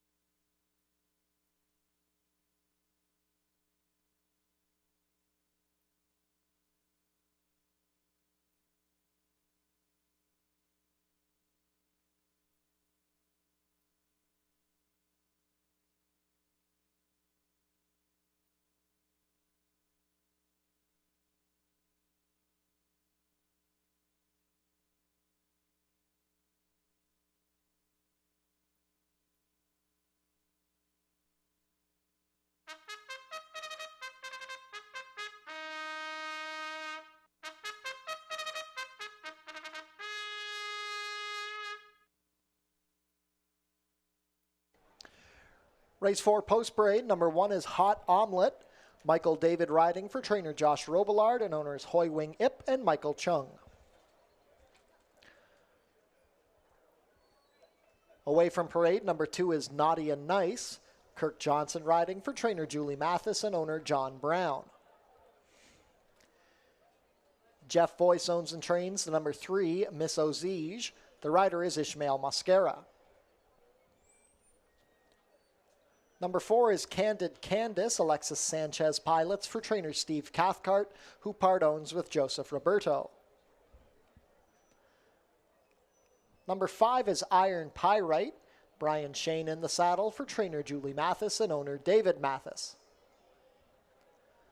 Number 6 is Domer Allure. Pierre Mailhot pilots for trainer Alicia Robillard and owner Bruno Chickadans. Colebrook Farms own the number 7, In It to Win It. Deshaun Bino riding for trainer Patrick Dixon. And completing the field, number 8, Little Iris. Juan Crawford rides for trainer Steve Cathcart and owner Pan Am Racing. First turf race of the season here at Fort Erie, $7,500 guaranteed late pick 4 starts here.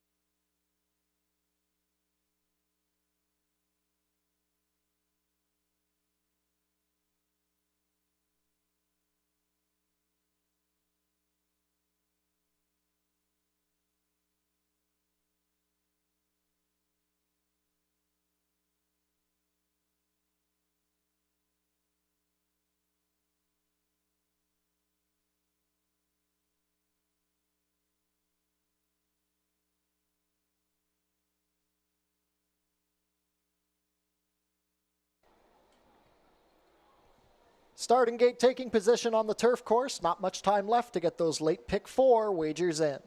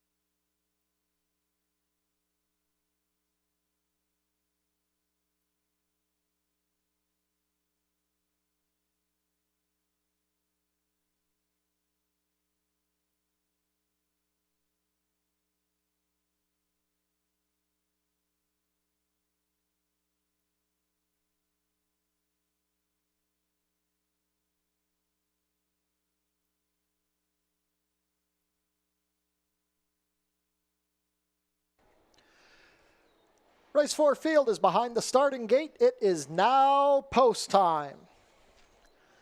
First to load is the number 2, Naughty and Nice, under Kirk Johnson, currently your 2-1 favorite. It's a field of 8, going to go a circuit of the turf course to kick off the late pick 4. Hot Omelet and Michael David to the inside. Miss Ozige and Ishmael Mascara to gate 3, currently a 7-2 chance. Candid Candace, Alexis Sanchez in the bright pink silks.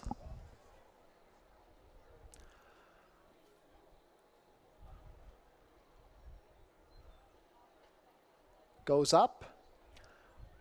Iron Pyrite will be next with Brian Shane. Domer Allure with Pierre Mailhot. 2 left to load, In It to Win It with Deshaun Bino.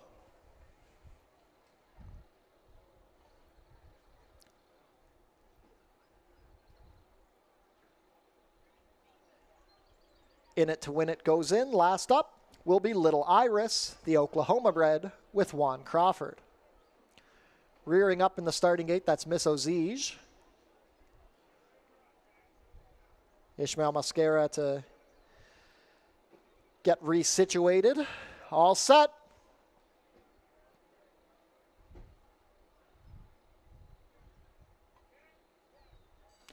And they're off. Straight to the front, Naughty and Nice breaks on top with Hot Omelet second on the inside. Miss Ozige under a hold by Mascara, racing on the inside of Iron Pyrite. Then we have Domer Allure racing as a pair with In It to Win It in the 2-path. The trailing duo are the Cathcart stablemates, Candid Candace and Little Iris. They race around the opening turn and into the backside. It's Naughty and Nice and Kirk Johnson, a length and a half to Hot Omelet and Michael David, who make their way off of the inside. Third on the outside, we have Iron Pyrite in the red shadow roll with Brian Shane, Miss Ozige, and Ishmael Mascara next. 2 lengths back to In It to Win It, who's racing in between Little Iris, making a 3-wide advance. Domer Allure and Pierre Mailhot in the inside, and Candid Candace can see them all. 24 seconds flat for the opening quarter. They race out from the trees, and still on top, it's Naughty and Nice at the half in 47-1. Hot Omelet maintains second. Miss Ozige traveling well on the inside in third. Little Iris is fourth. Candid Candace is swung to the far outside, moving well into the pack. Then we have Domer Allure In It to Win It. And the trailer is Naughty. Down the stretch they come. It's Naughty and Nice still on top. The lead is 3. Hot Omelet has been second throughout. Candid Candace on the far outside. Then we have Domer Allure, but coming down to the wire, a front-end procession. Naughty and Nice takes them all the way under Kirk Johnson. Naughty and Nice scores by 5. Hot Omelet holds second from Domer Allure and then Candid Candace. 123-4.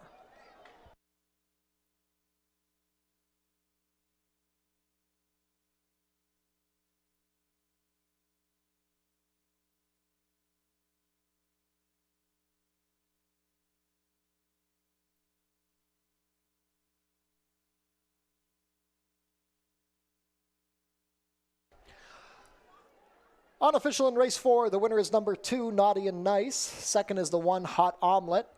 Third, number 6, Domer Allure. And fourth, number 4, Candid Candace. Unofficial race 4 order, 2-1-6-4.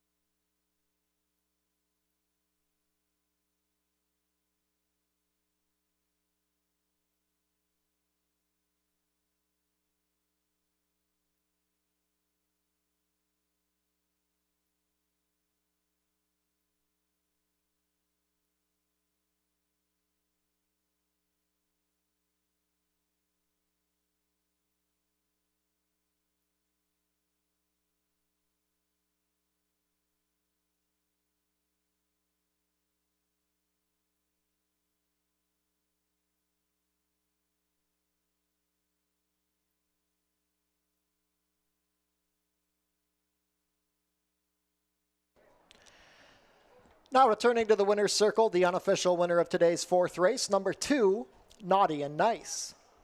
Naughty and Nice is a 6-year-old chestnut mare by Big Screen out of Naughty Pine, bred here in Ontario by Spring Farm. A gate-to-wire score under jockey Kirk Johnson. Naughty and Nice is trained by Julie Mathis for John Brown. Third lifetime win in 20 starts for Naughty and Nice, who has an affinity for the Fort Erie turf. She completes the about 7 furlong distance today in a time of 1:23 and 4. Congratulations to the connections of Naughty and Nice. Hold all tickets until race 4 is made official.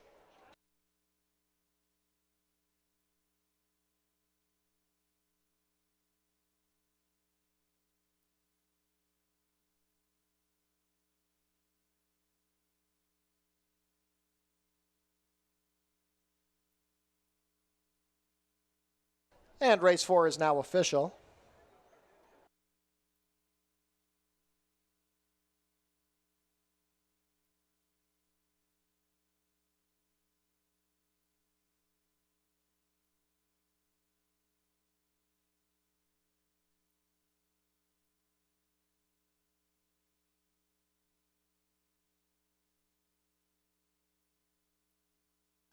Naughty and Nice delivers as the 9-5 favorite, $5.90 to win, $3.60 and $2.90. Second number 1, Hot Omelet, $6.40 to place, $4.60.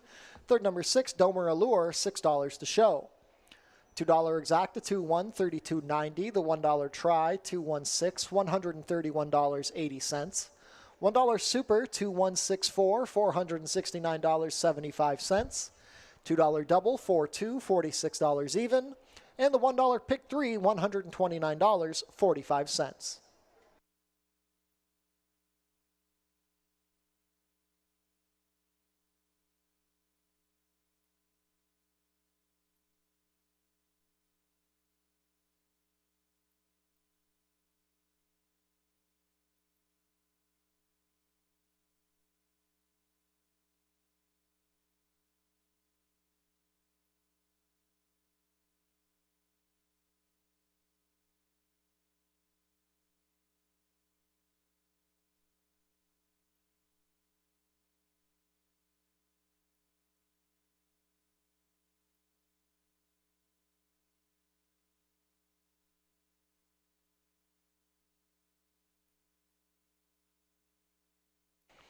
Fort Erie is proud to partner with Oneida New Holland of Niagara. We'd like to thank them for providing us with a tractor for our racetrack maintenance.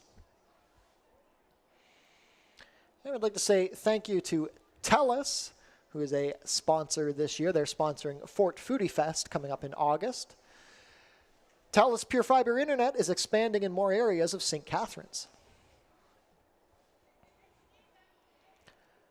And a shout out to our sponsor, Dr. Jeff Robichaux of Niagara Rhinoplasty. Contact information available on screen now.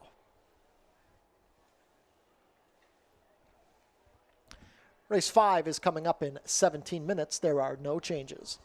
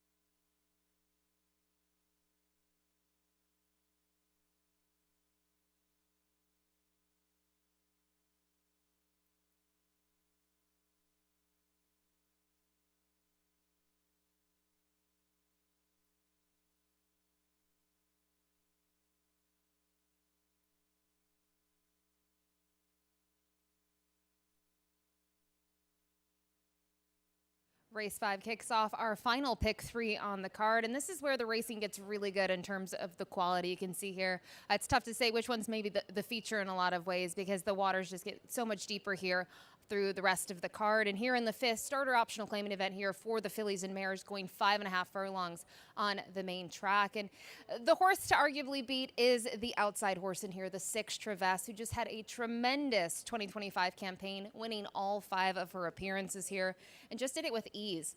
In terms of those starts, I mean, she's typically a forward type, but she was able to overcome some tough trips in there and things not necessarily panning out for her and just did it stylishly. We saw her win a couple of cup races as well. And now she'll go out for New Connections, who claimed her last year up at Woodbine. She raced at the end of October. She was in for 7,500. They claimed her and they had to winter her. You can see her first published drills have been here over the track. And this is a barn that went to Mahoning Valley and raced at a couple of other places as well. So they've decided to kind of get her started here. She is 9 years old, so maybe that's your knock. Maybe she will need a start, but I think if she's anywhere at the kind of competition that she was at last year in level, she should be very tough in here, but obviously a very short price as well. If you're looking at others, it kind of was funny to see the number 1 out here get out the vote, who just had a really good walk to her, had a lot of confidence, and I think it was rightfully earned last time out when she was able to take the opener here just a week ago, stylishly by 7.5 lengths, and just looked easy for her throughout. Obviously, this is going to be a jump up in class for her, but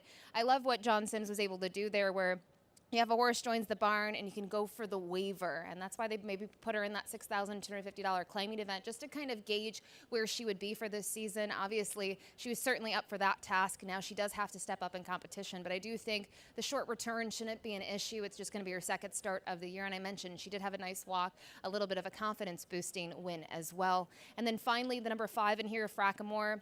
You can't miss her. She's a nice looking gray mare who's now at the age of 5. She's found a lot of success here for these connections, but I do think she's been a little bit inconsistent. She was able to win 1 race last year, but she is a stakes winner here over this main track. And I think from a pace perspective, you really need to factor her into your handicapping. She's extremely quick. She pretty much has one way of going for the most part, and that's towards the front. I know in some of her races she hasn't made the lead, but I do think today they will be very conscientious and make sure that she is involved early. So we'll see if she's ready to roll. She does have a fitness edge over several in here, as she was able to make 2 appearances down at Mountaineer, as that's where these connections winter. And I know you look at those efforts. I certainly didn't like the one last time out, but look at the level. It was a very tough allowance optional claiming event.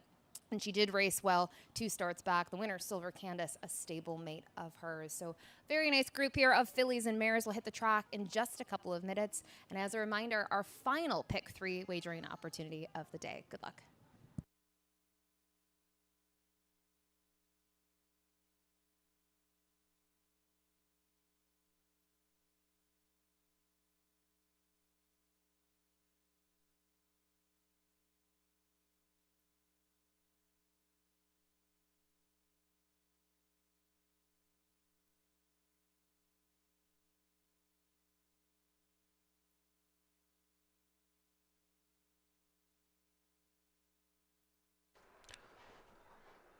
Ladies and gentlemen, we have the winner of today's non-winning ticket prize draw to announce.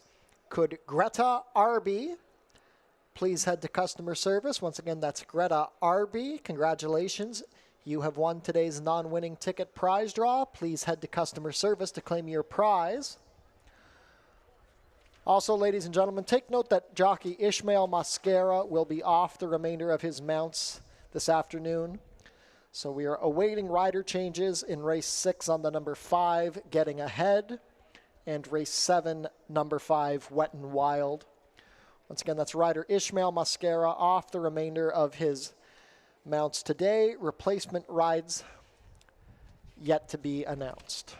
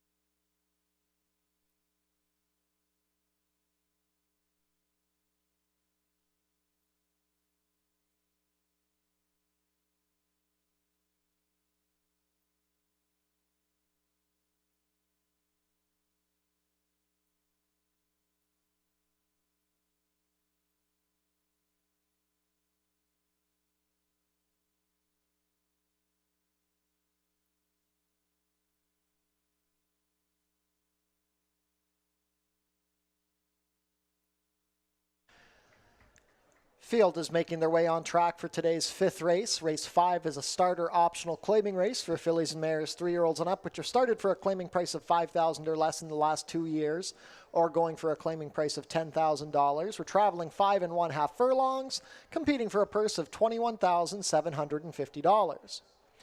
Race 5 offers win, play, show, exactor, 20-cent try, double, 20-cent super, and 20-cent pick 3 wagering.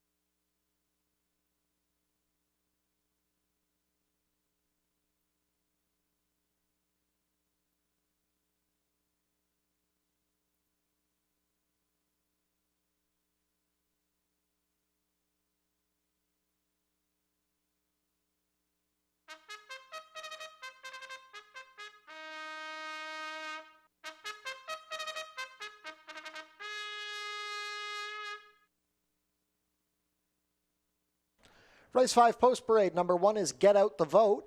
Steve Jadu rides for trainer John Sims, who owns in partnership with Denise Carpenter.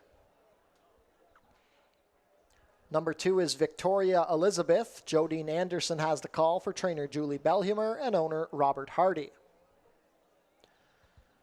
Number 3 is Ash Carnelli, ridden today by Deshaun Bino for trainer Patrick Dixon and owner Colebrook Farms. Joy Elkins owns the number 4 Van Du.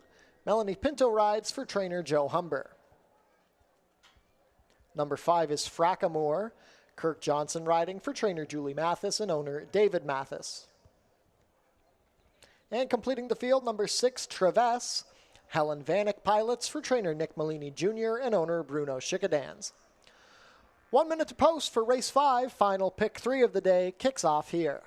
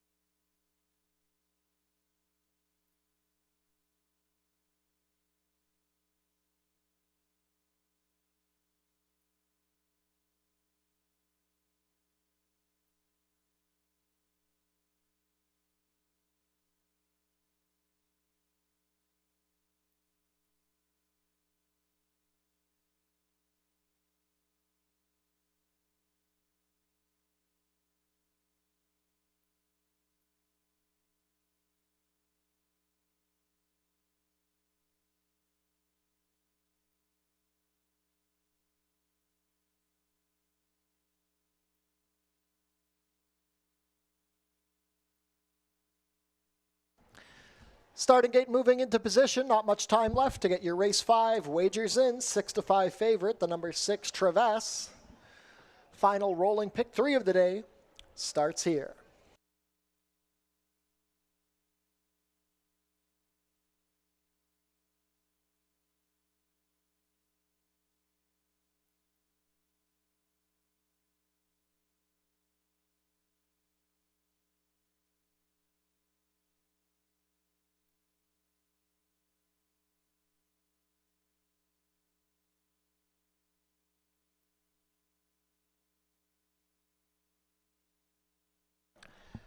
Race 5 field is behind the starting gate. It is now post time.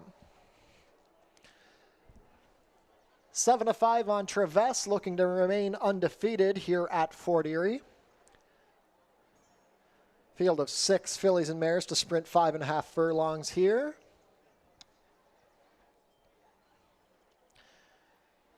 First to go in will be Get Out the Vote with Steve Jadu, a very impressive winner last week in the first race of the season. Victoria Elizabeth in from Woodbine with rider Jodine Anderson. Ash Carnelli and Deshaun Bino to gate 3. Van Dew and Melanie Pinto. Frackamore with Kirk Johnson. Last in will be your favorite, Traverse, with Helen Vanek.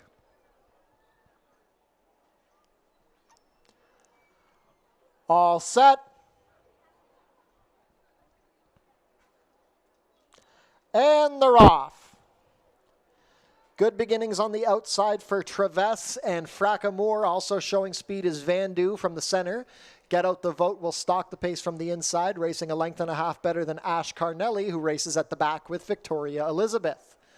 They begin to separate now. Traverse and Helen Vanek have the clear advantage. 2 lengths to Van Dew, Melanie Pinto in the blue silks as they race into the turn. It's Get Out the Vote racing on the inside of Frackamore, past a quarter in 22 and 2. Now Jadu says go on Get Out the Vote, comes off the rail and is quickly taken second. Ash Carnelli races towards the back on the outside of Victoria Elizabeth, who trails. Just over 2 furlongs to go. Get Out the Vote, making a race out of it, putting the pressure on Traverse. They're head and head at the top of the lane. Frackamore is third on the far outside with Van Dew towards the rail. Ash Carnelli splitting horses and Victoria Elizabeth out at the back. Get Out the Vote easily overtakes Traverse. It's Get Out the Vote. She's up by 4 in the blink of an eye. Traverse trying to hold second from Ash Carnelli, but Get Out the Vote, as easy as last week, gets it done again under Steve Jadu. Get Out the Vote by 3. Then Traverse, Ash Carnelli, Van Dew, and the Grays at the back, Frackamore and Victoria Elizabeth, 104 and 2.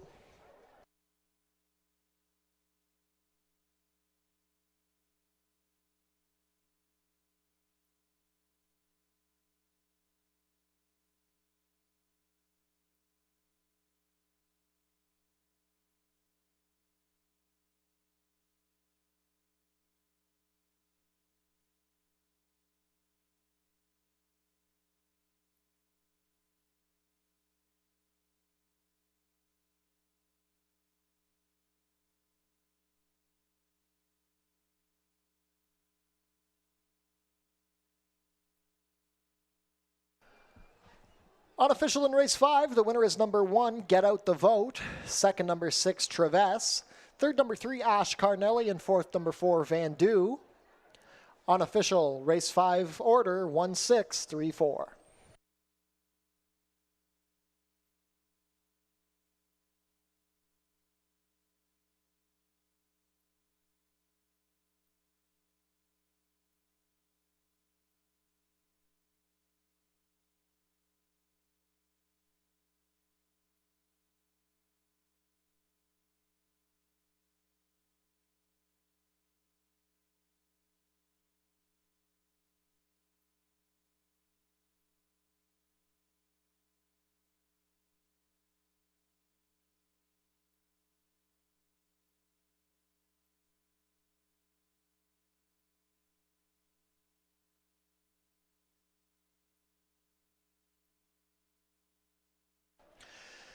Now returning to the winner's circle, the unofficial winner of today's 5th race, number 1, Get Out the Vote. Get Out the Vote is a 6-year-old chestnut mare by More Than Ready out of Golden State, bred in Kentucky by Windstar Farm LLC. Ridden victory today by Steve Jadu. Get Out the Vote is trained by John Sims, who owns in partnership with Denise Carpenter. Back-to-back wins for Get Out the Vote. She romped last week, and she did it again today. She completes the 5.5 furlongs in a time of 1:04 and 2. Congratulations to the connections of Get Out the Vote. Hold all tickets until race 5 is made official.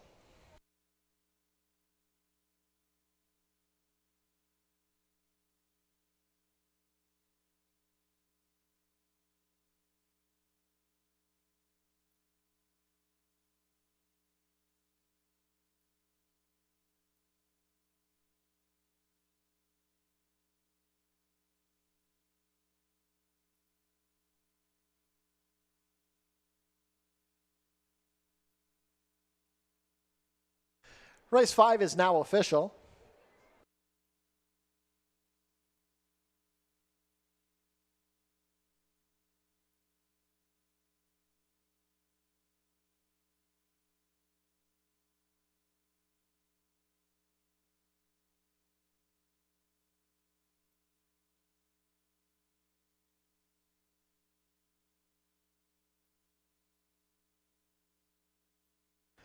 Prices are up. Get Out the Vote. Bet down to 6-5 at the last minute. 440 to win, 240 and 210. Second, number 6, Traverse, 290 to place, 270. Third, number 3, Ash Carnelli, $3 to show. $2 exacta, 1.6, 14.20. The $1 try, 1.63, 28.55. $1 super, 1.634, 57.80. The $2 double, 2.1, 14.70. $1 pick 3, 46.85. $1 early pick 4, $683.65. And the $1 early pick 5, $4,389.40.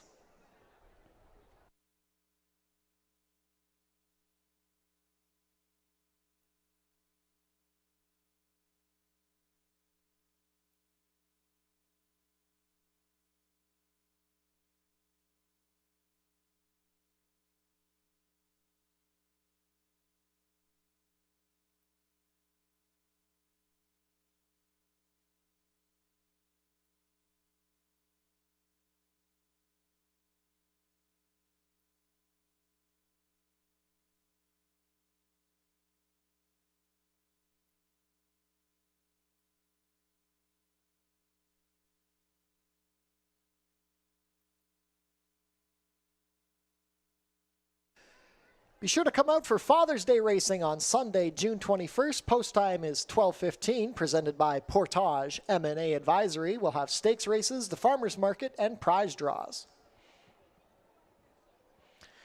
And our next free concert at the Tiki Bar will be taking place on Tuesday, June 30th, featuring Rock Garden.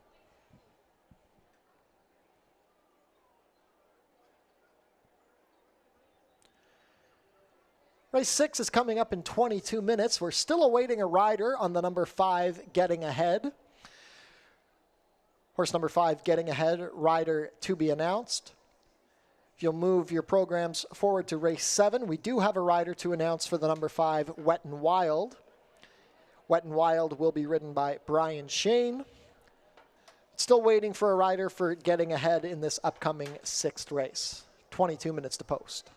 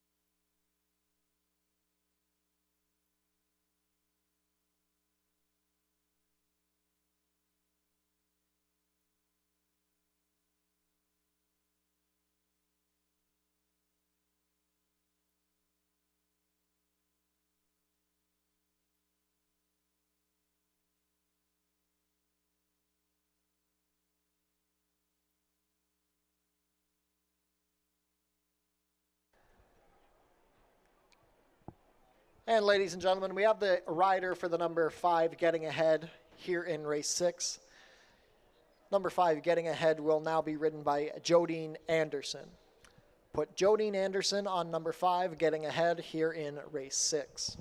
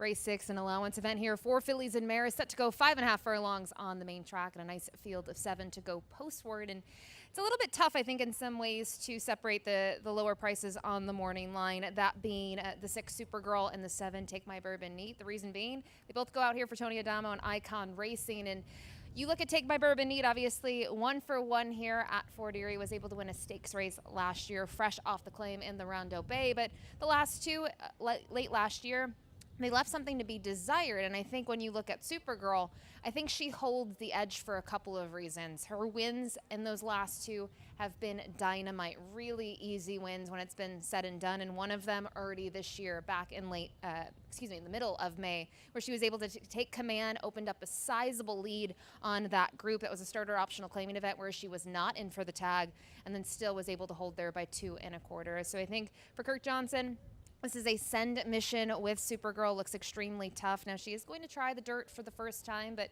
being an offspring here of Super Speedy, no reservations about this one taking the main track. Should be just fine. So make her the top pick in here. I think looking at some others, physically a little intrigued by the 2 Empty Gesture. She's a big filly, a mare, daughter of Reload, who is another one trying the dirt for the first time. Goes out here for Sharon Chicato. Juan Crawford has the mount, and a horse that's been 5th in those last 2. Now, the effort 2 back was up in November up at Woodbine, and more recently I do like that she was able to get a race under her belt. I think that sets her up maybe a little bit of a tightener to come into this spot.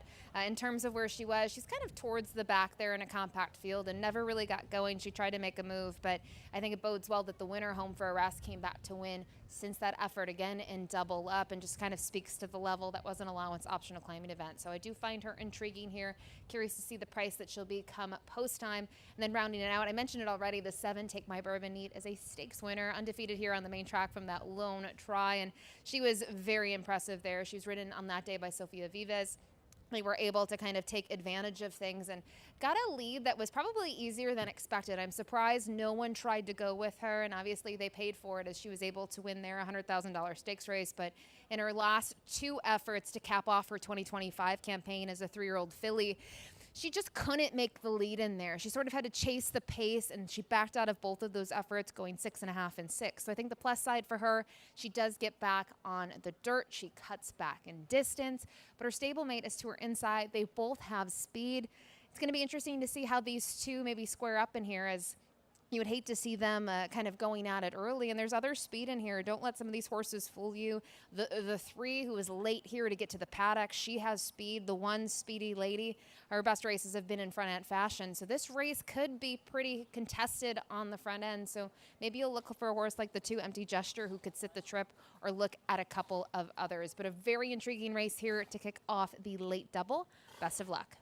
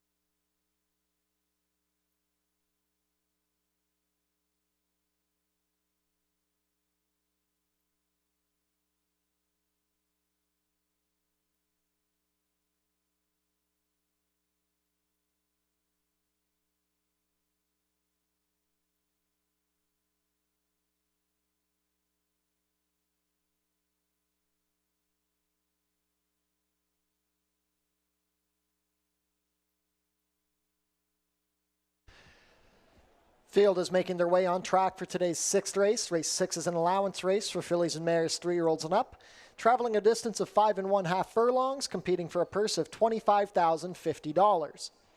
Race 6 offers win, play, show, exactor, 20-cent try, double, and 20-cent superfecta wagering.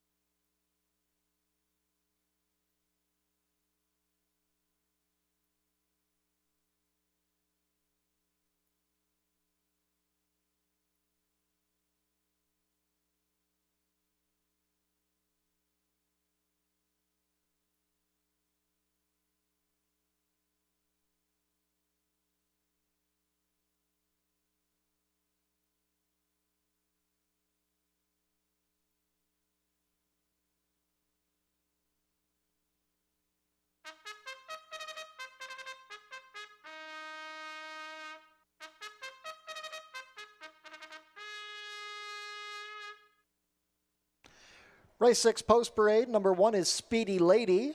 Brian Shane riding for trainer Ken Albu and owner Six Brothers Stable.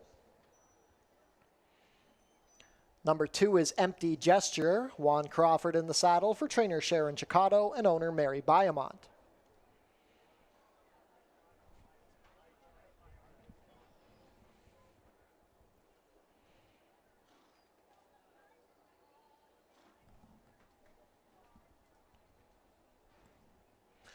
Come back to the 3. Number 4 is Arctic Velocity. Corey Jordan in the saddle for trainer Paul Lepien and owner MPB Stables.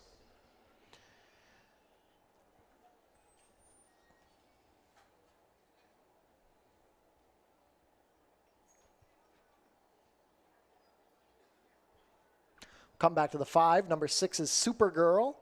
Kirk Johnson rides for trainer Tony Adamo and owner Icon Racing Stables.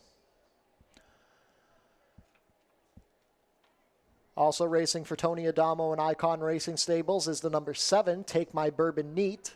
The rider is Deshaun Gaskin.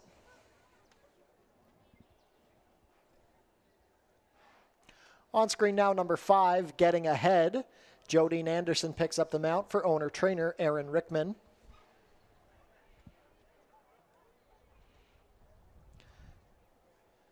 And we're still waiting for number 5, On Dean Lady, to come on track. Or number 3, On Dean Lady.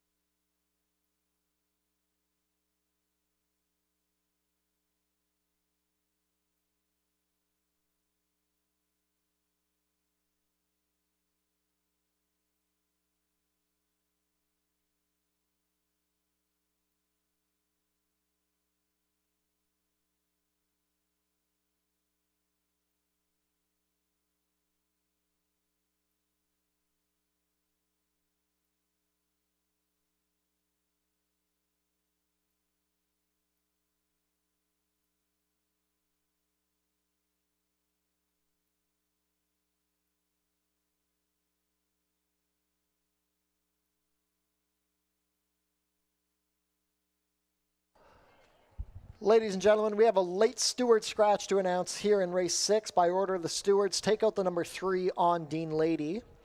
That's a late steward scratch of the number 3, On Dean Lady here in race 6. Win, play, show, exactor, try, double, superfecta wagers on the number 3, On Dean Lady will be refunded. If you were live to On Dean Lady in any pick 3, pick 4, or pick 5 wagers, you will inherit the post-time favorite. Again, that is a late steward scratch of the number 3, On Dean Lady here in race 6.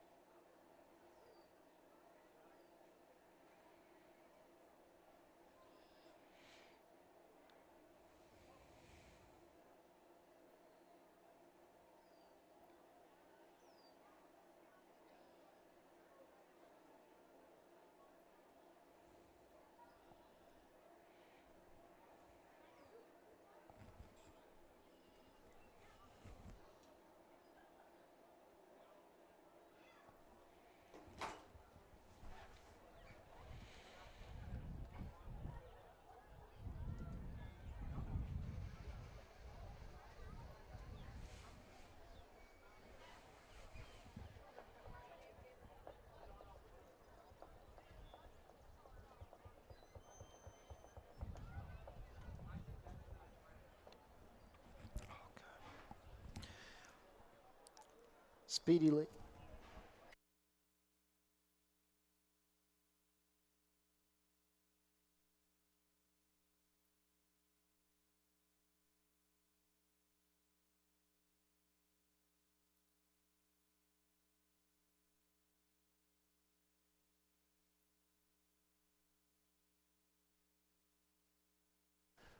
Starting gate is in position. Last call to get your race 6 wagers in.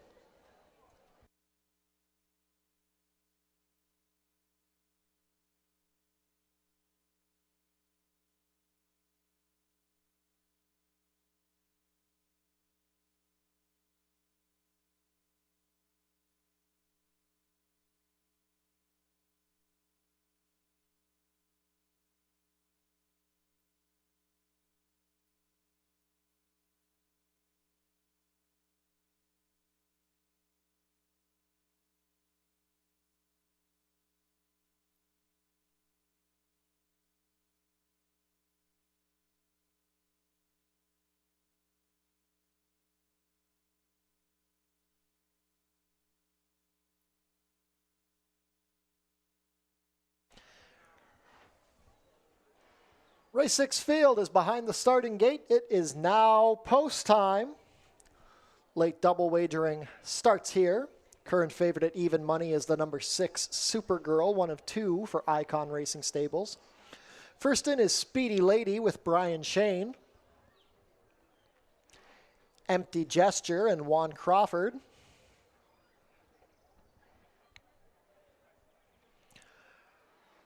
Arctic Velocity and Corey Jordan. Getting Ahead and Jodine Anderson. Supergirl and Kirk Johnson.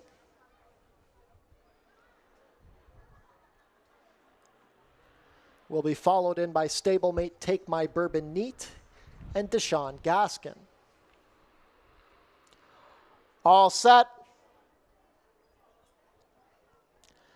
And they're off.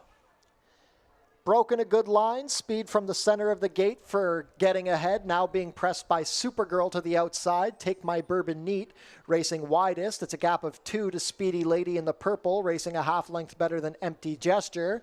Then tailed off at the back is Arctic Velocity. They race within the half-mile pole and into the turn. It's Supergirl at 9-5, up by 3 lengths over stablemate Take My Bourbon Neat, the 3-5 favorite. 21-3, they rocketed the opening quarter. Moving well in third, 4 lengths behind is Empty Gesture, then Getting Ahead, who's ridden along by Jodine Anderson, Speedy Lady, and Arctic Velocity. They race within the quarter pole. The stablemates are 1-2. Supergirl maintaining a length advantage on Take My Bourbon Neat. Empty Gesture well back in third, past a half in 44-2. A furlong to go. It's Supergirl looking to go all the way. Take My Bourbon Neat tired in second. Empty Gesture dives to the inside. It's Supergirl. The only threat is Empty Gesture. Coming down to the wire, Supergirl and Kirk Johnson. Hold on. Supergirl and Empty Gesture Take My Bourbon Neat. Getting Ahead, Speedy Lady and Arctic Velocity. 103-2.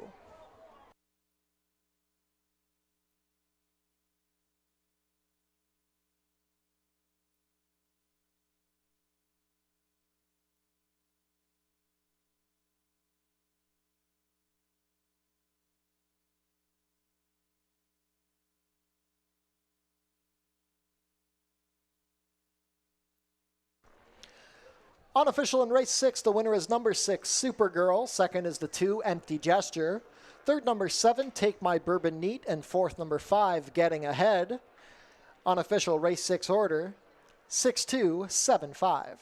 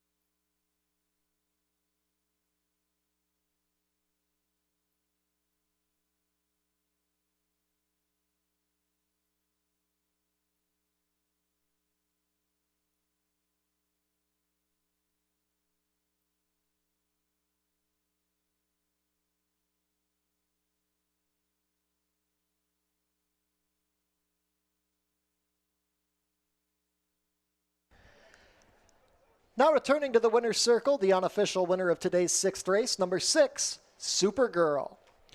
Supergirl is a 4-year-old bay filly by Super Speedy out of My Pal Ariana, bred here in Ontario by Northern Dawn Stables. 2 wins on the program for jockey Kirk Johnson. Supergirl is trained by Tony Adamo for Icon Racing Stables. Supergirl now 2 for 2. In 2026, she takes her Fort Erie debut, holding on to complete the 5.5 furlongs in a time of 1:03 and 2, and earning her 6th lifetime win in 12 starts. Congratulations to the connections of Supergirl. Hold all tickets until race 6 is made official.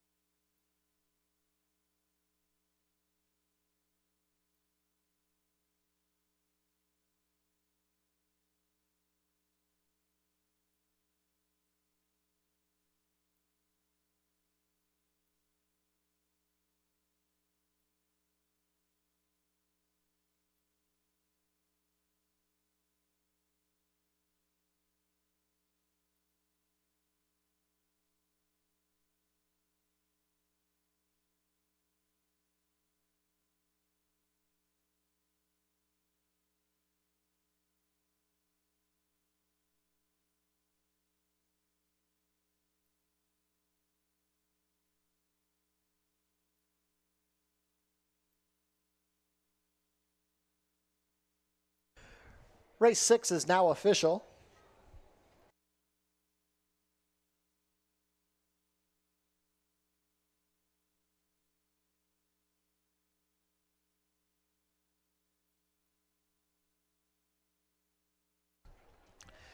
Prices are up. Supergirl returns $580 to win, $470 and $210.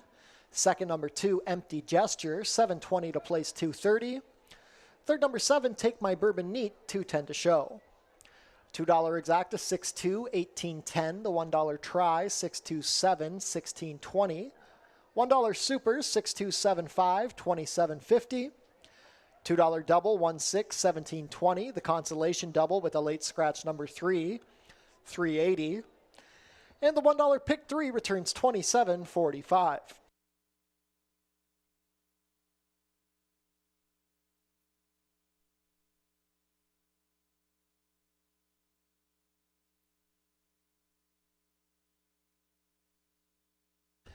The fan favorite Wiener Dog races return to Fort Erie on Sunday, July 12th. As always, admission is free. Registration details are available on our website. And be sure to come out on Sunday, August 30th for Fort Foodie Fest, sponsored by TELUS Pure Fiber. Enjoy live racing and the Food Truck Festival. Post time is 12:15.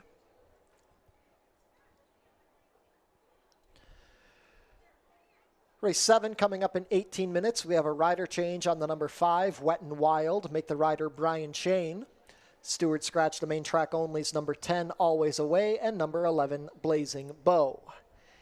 18 minutes to post.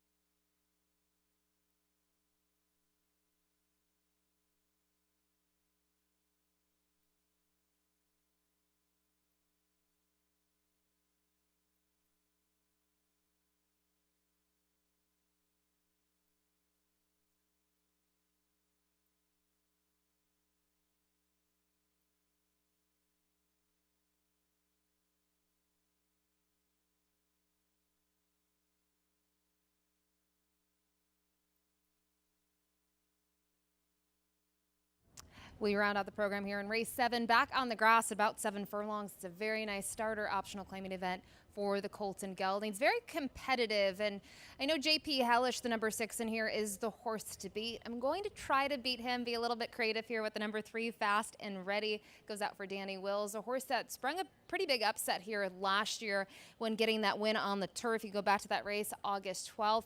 It was at this distance, and I just thought got a really nice setup in there. Was 18-1, but really wasn't a fluke because the horse came back in the Puss in Boots and was third there behind Hiatus Jack the Cat. Almost claimed the second spot in there, and I just think this horse is just a better animal on the grass. So the question will be the freshening. How does this one fare in the return to the races last seen in December? But even those efforts up there, this horse was rolling late from pretty far off of it in those efforts. So really excited to see what Fast and Ready can do this season. We'll use him on top. But I mentioned the horse to beat is the 6, JP Hellish, who was a claim for these connections last year. An expensive claim, $32,000, but they obviously had a very fruitful winner down at Turfway Park where this horse just relished the surface there and the mile distance, was able to win 2 of those 4 appearances and did it quite easily. Even the defeat races, if you watch the replay, I think this horse had a little bit of an excuse in one of them, and there was a 4th place finish and then also 2nd. So clearly the horse to beat. He is the old timer, the veteran. He's 10 years old, but he shows up in each and every start. I think if you're trying to maybe knock him in here, maybe it's 7 Ace on the turf, a little bit of a tighter configuration than he would face at Turfway Park, but I really don't think he's going to have any problems here over the surface, and he is the class of the field. But as I mentioned, I'm going to use Fast and Ready on top, JP Hellish, and then from here, the 7 Mannix I thought was really interesting. Now in the barn of owner-trainer Gary Chidobiak. Horse is going to make that first appearance here at Fort Erie, but has some turf form. A 7-time winner in the career. 6 of those wins have been over the synthetic, but I really loved the turf form last year up at Woodbine, where this horse had a really game win when you go back to August 22nd. Just relished the distance there. That was starter optional claiming competition. Was forward in there, was piloted by Pietro Moran, who just put this horse into gear and then was able to prevail there to win by a length. I even thought the 7 Ace event back in late June of 25 was a promising one. So not really in love with the last 3 efforts that we saw. This horse had to regroup for a couple of months between August and October, came back and just really wasn't up to par in those races. But I do think could be a really nice turf horse here this season and one to watch here and going forward. But as we mentioned, great to be back on the grass. We had that one turf effort earlier today where Naughty and Nice was able to win. We'll see who takes the nightcap here on day 2 of the 2026 season at Fort Erie. Good luck.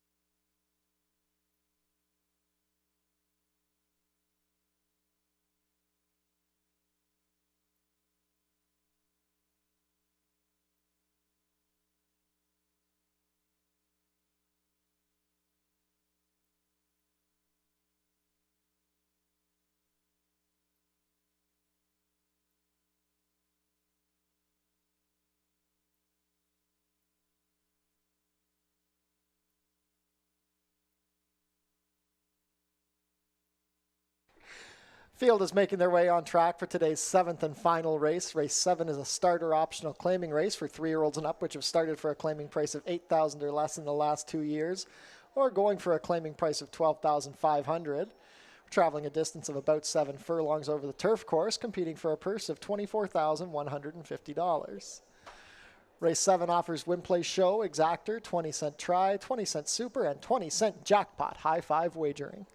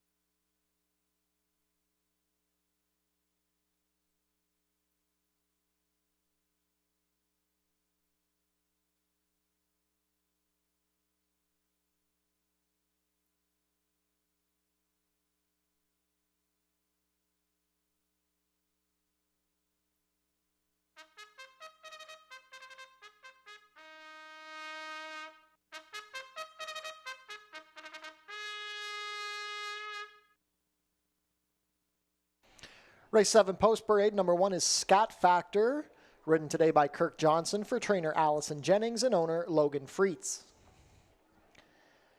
Candace Warwick owns the number 2, Rescue That Girl. Alexis Sanchez rides for trainer Steve Cathcart.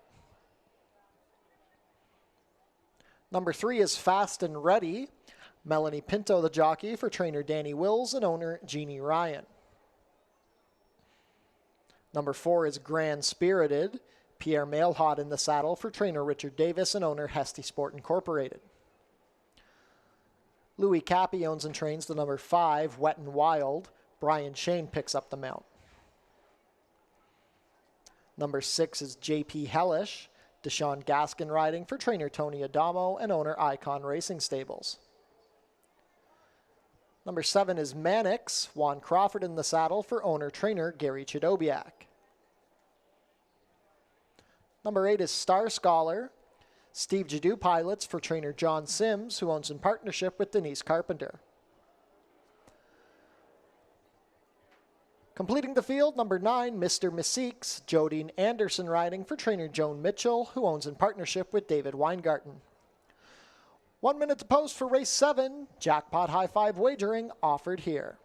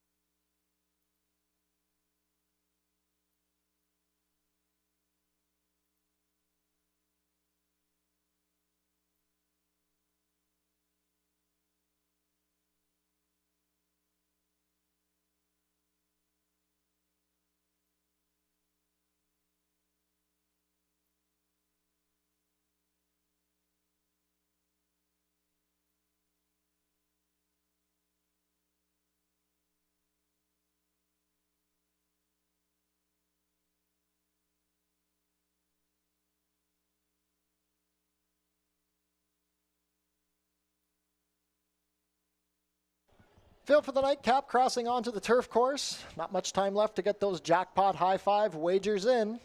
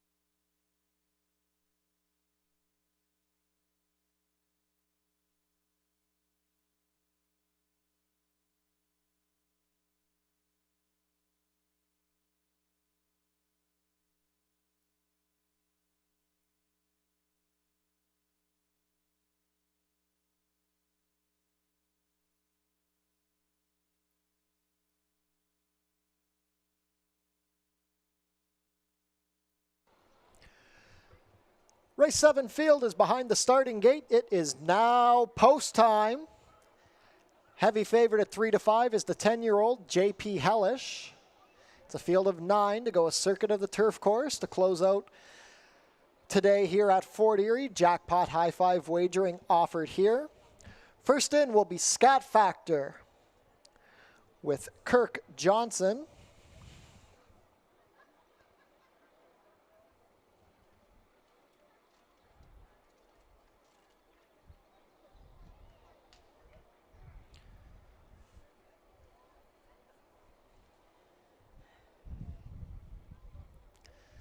Scat Factor, bit fractious behind the starting gate.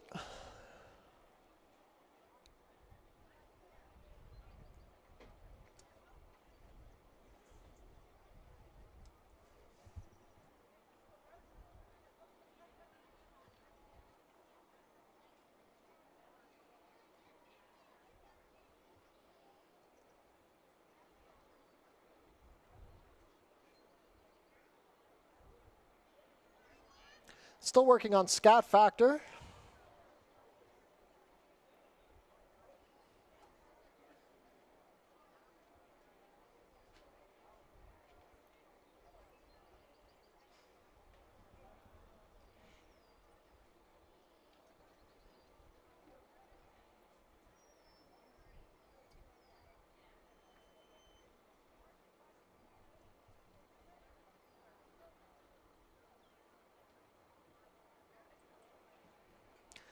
Scat Factor still proving a handful. Trying to load.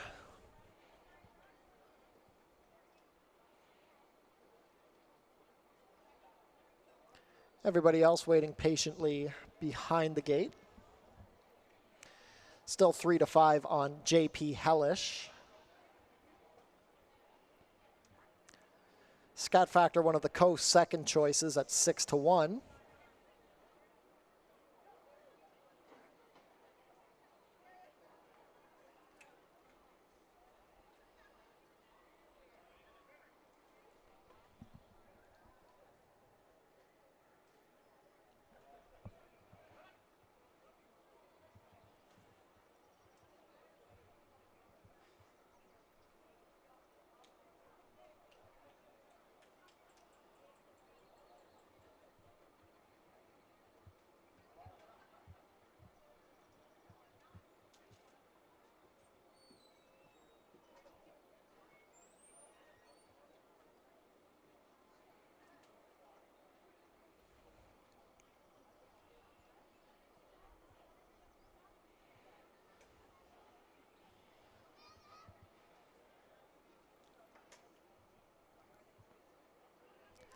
Scat Factor still not wanting to go up.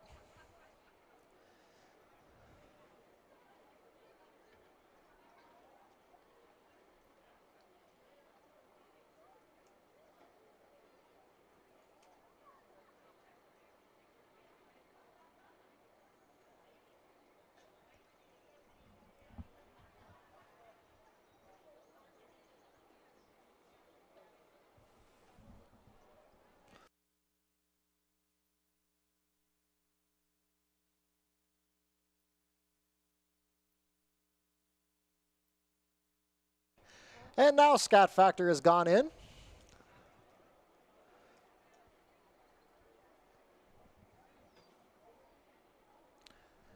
Next up will be Rescue That Girl and Alexis Sanchez, gate 2.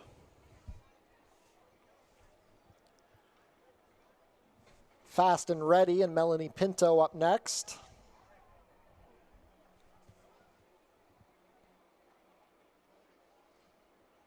Rescue That Girl not in yet.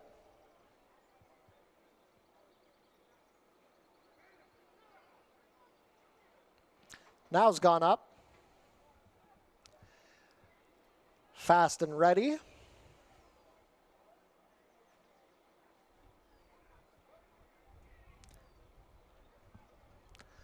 Another one reluctant to come up.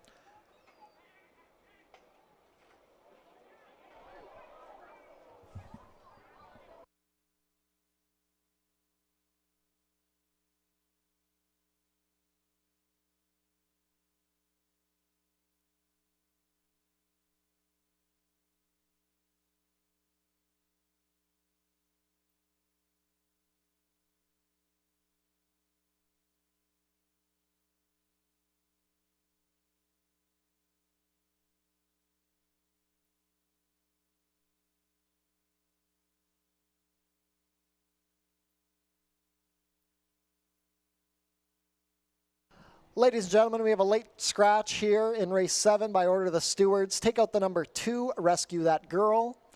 Late scratch of the number 2, Rescue That Girl. Win, play, show, exacta, try, super, and high five wagers on Rescue That Girl will be refunded. If you were live to Rescue That Girl in any pick 3, pick 4, or pick 5 wagers, you will inherit the post-time favorite.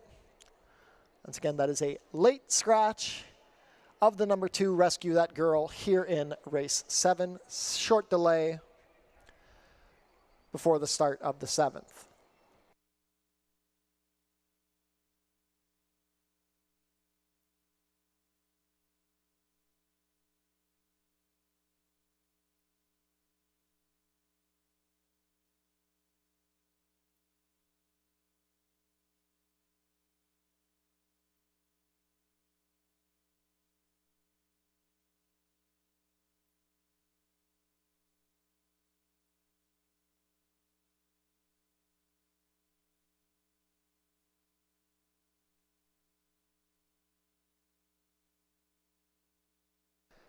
And we're loading again. Fast and Ready is in.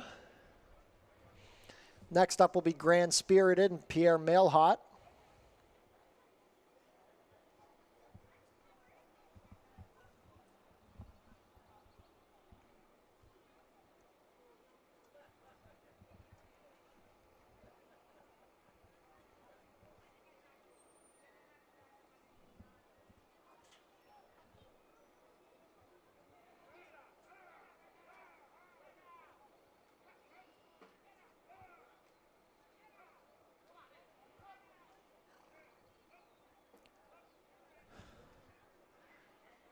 Grand Spirited, also a bit stubborn behind the gate, now comes up, backs out.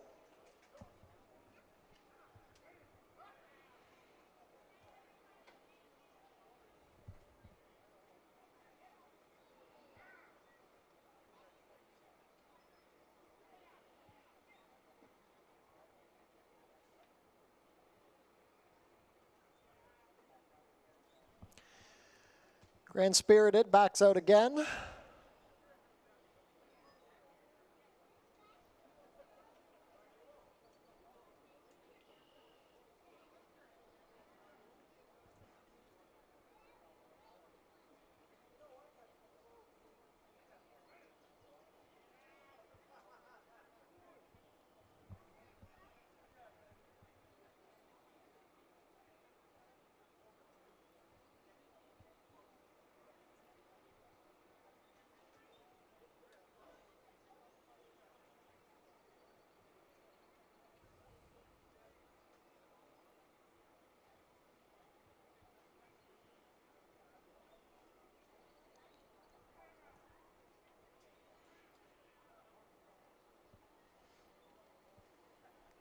Grand Spirited almost in.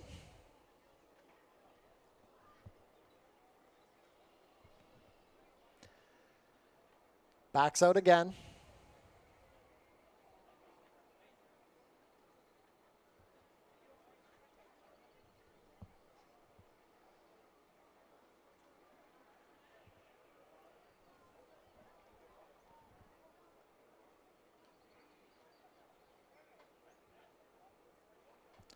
And they brought Grand Spirited up without the rider.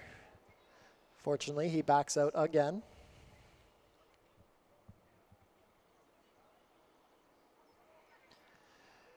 Grand Spirited in now. Pierre Mailhot to climb back aboard.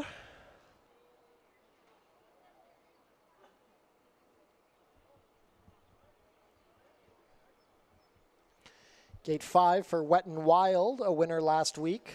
Brian Shane aboard. 3 to 5 favorite JP Hellish and Deshaun Gaskin. The Irish bred Mannix with Juan Crawford. Star Scholar and Steve Jadu. And the last in will be Mr. Meeseeks and Jodine Anderson. All set for the nightcap. And they're off. A good beginning. Scat Factor asked for speed from the inside, being joined by Grand Spirited and JP Hellish. Mannix out 4 deep. Star Scholar also in the early fray, looking to get somewhere on the inside, as now Scat Factor takes back. He's racing on the inside of Wet and Wild. Mr. Meeseeks is widest as they race around the opening turn, and it's 4 lengths more back to the trailer, Fast and Ready. They sort themselves out and turn into the backside. It's the favorite, JP Hellish and Deshaun Gaskin, a length better than Mannix in the bright orange with Juan Crawford. A length and a half to Grand Spirited and Pierre Mailhot in a good spot in third. Then Star Scholar and Steve Jadu fourth. Scat Factor and Kirk Johnson fifth. 1.5 to Mr. Meeseeks and Jodine Anderson. Then Wet and Wild and Brian Shane in the trailer now, Fast and Ready with Melanie Pinto. 23-2 for the opening quarter. They race into the far turn. JP Hellish now being challenged by Mannix. These two are head and head with less than 3 furlongs to go. 2 lengths back to Grand Spirited. Star Scholar is fourth on the outside. Scat Factor fifth. Then Mr. Meeseeks, Fast and Ready, and Wet and Wild, the new trailer. Head and head at the top of the lane. The half was 46-2. Mannix trying to take the advantage from JP Hellish, who fights back on the inside. Late charge down the outside for Scat Factor, moving well. With Star Scholar, a late rally, Star Scholar. Mannix has put away JP Hellish. Star Scholar coming. JP Hellish right back on the inside. JP Hellish game to win the finale. JP Hellish over Mannix, then Star Scholar, Grand Spirited, Scat Factor, Fast and Ready, Mr. Meeseeks, and Wet and Wild. 123-2.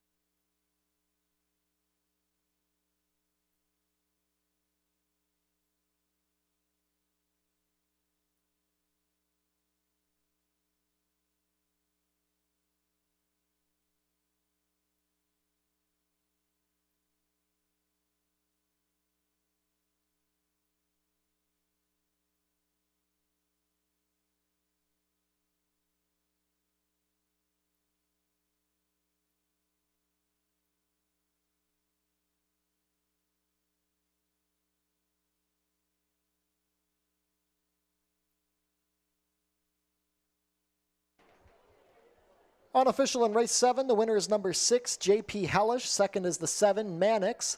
Third, number 8, Star Scholar. Fourth, number 4, Grand Spirited. Unofficial race 7 order, 6, 7, 8, 4.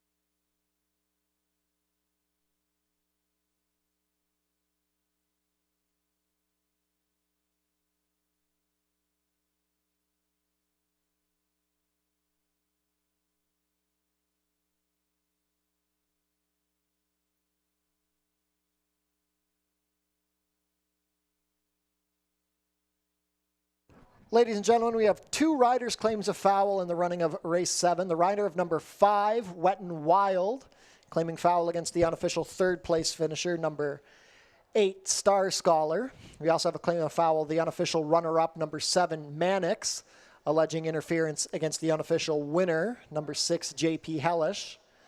So that's 2 jocks' claims of foul here, 7 against 6 and 5 against 8. Hold all tickets. Now in the winner's circle, the unofficial winner of the 7th race, number 6, JP Hellish, a 10-year-old bay gelding by JP's Gusto out of Rack Hellish. Bred in Florida by Jan Allen Meehan and John Petica. Digging back in under Deshaun Gaskin, JP Hellish is trained by Tony Adamo for Icon Racing Stables. That's a double on the card for Adamo and Icon. 10-year-old JP Hellish earns his 3rd win of 2026 and 16th lifetime win here. But once again, hold all tickets as there is an inquiry ongoing involving the unofficial top 2.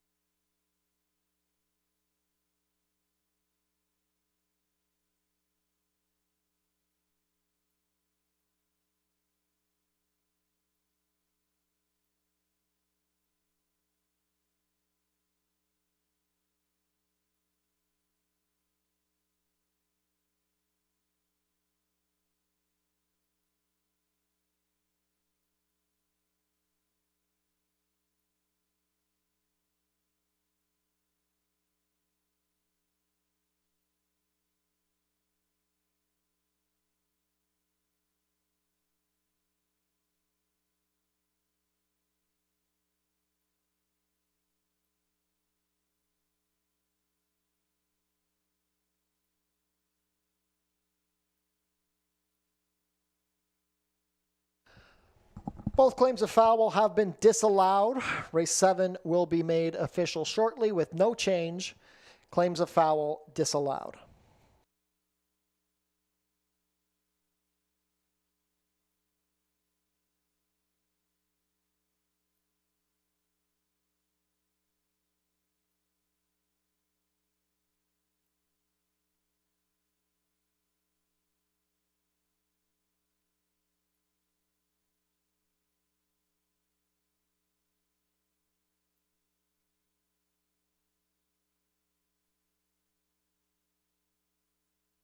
Race 7 is now official.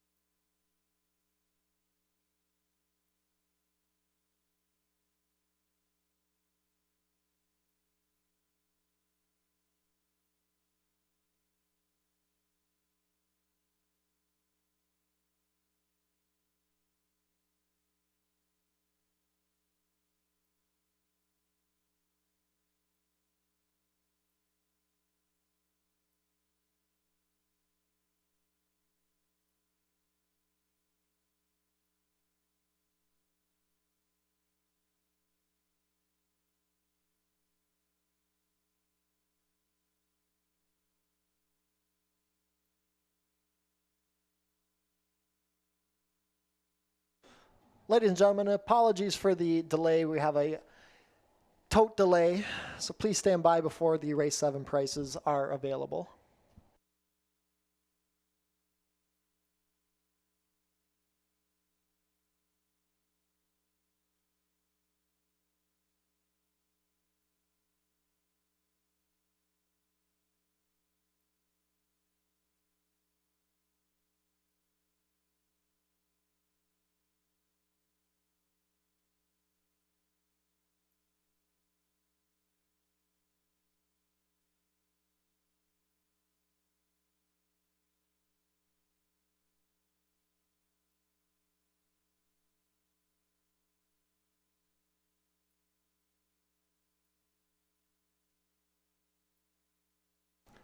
Apologies for the delay. Prices are now up. Number 6, JP Hellish, returns $3.10 to win, $2.10 and $2.10. Second, number 7, Mannix, $3.80 to place, $3. Third, number 8, Star Scholar, $5.90 to show. $2 exacta, 6.7, 10.70. The $1 try, 6.78, 42.45. $1 Super 6784, $358.05. $2 double, a pair of sixes, $770. The consolation double with the late scratch number 2, $490. $1 pick 3, $15.80. The $1 late pick 4, $48.05. And the $1 late pick 5 returns $795.90.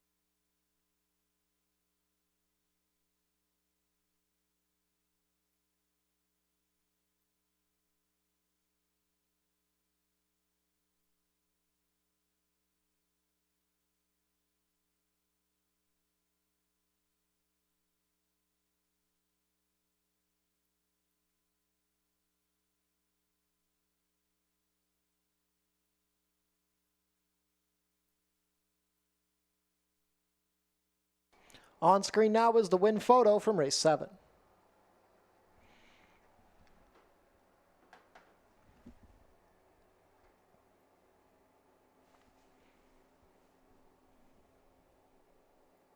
Visit our website, FortErieRacing.com, for information about everything going on here at the track. Tune into the pre-race show for info about the track conditions, scratches and changes, handicapping, and info about upcoming races and events. Racing is back next week at Fort Erie, Sunday, June 14th. Post time will be 12:15. Be sure to come out for Father's Day racing, Sunday, June 21st. Post time is at 12:15. We'll have stakes races, the farmers market, and prize draws presented by Portage M&A Advisory. Our next free concert at the Tiki Bar will be on Tuesday, June 30th, featuring Rock Garden. Fort Erie is proud to partner with Oneida New Holland of Niagara. We'd like to thank them for providing us with a tractor for our racetrack maintenance. And a thank you to our partners at True Green Professional Lawn Care, who have been helping us keep our grass looking green and lush.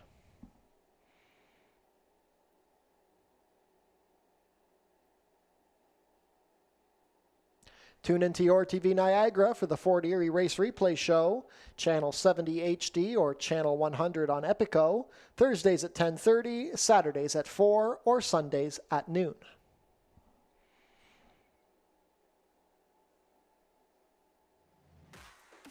That concludes racing this week here from Fort Erie Racetrack. We'd like to thank everybody who joined us here today. From all of us here at Fort Erie, I'm track announcer Doug McPherson signing off. We'll be back next week, Sunday, June 14th at 12:15. We hope to see you then. Have a lovely rest of your Sunday evening.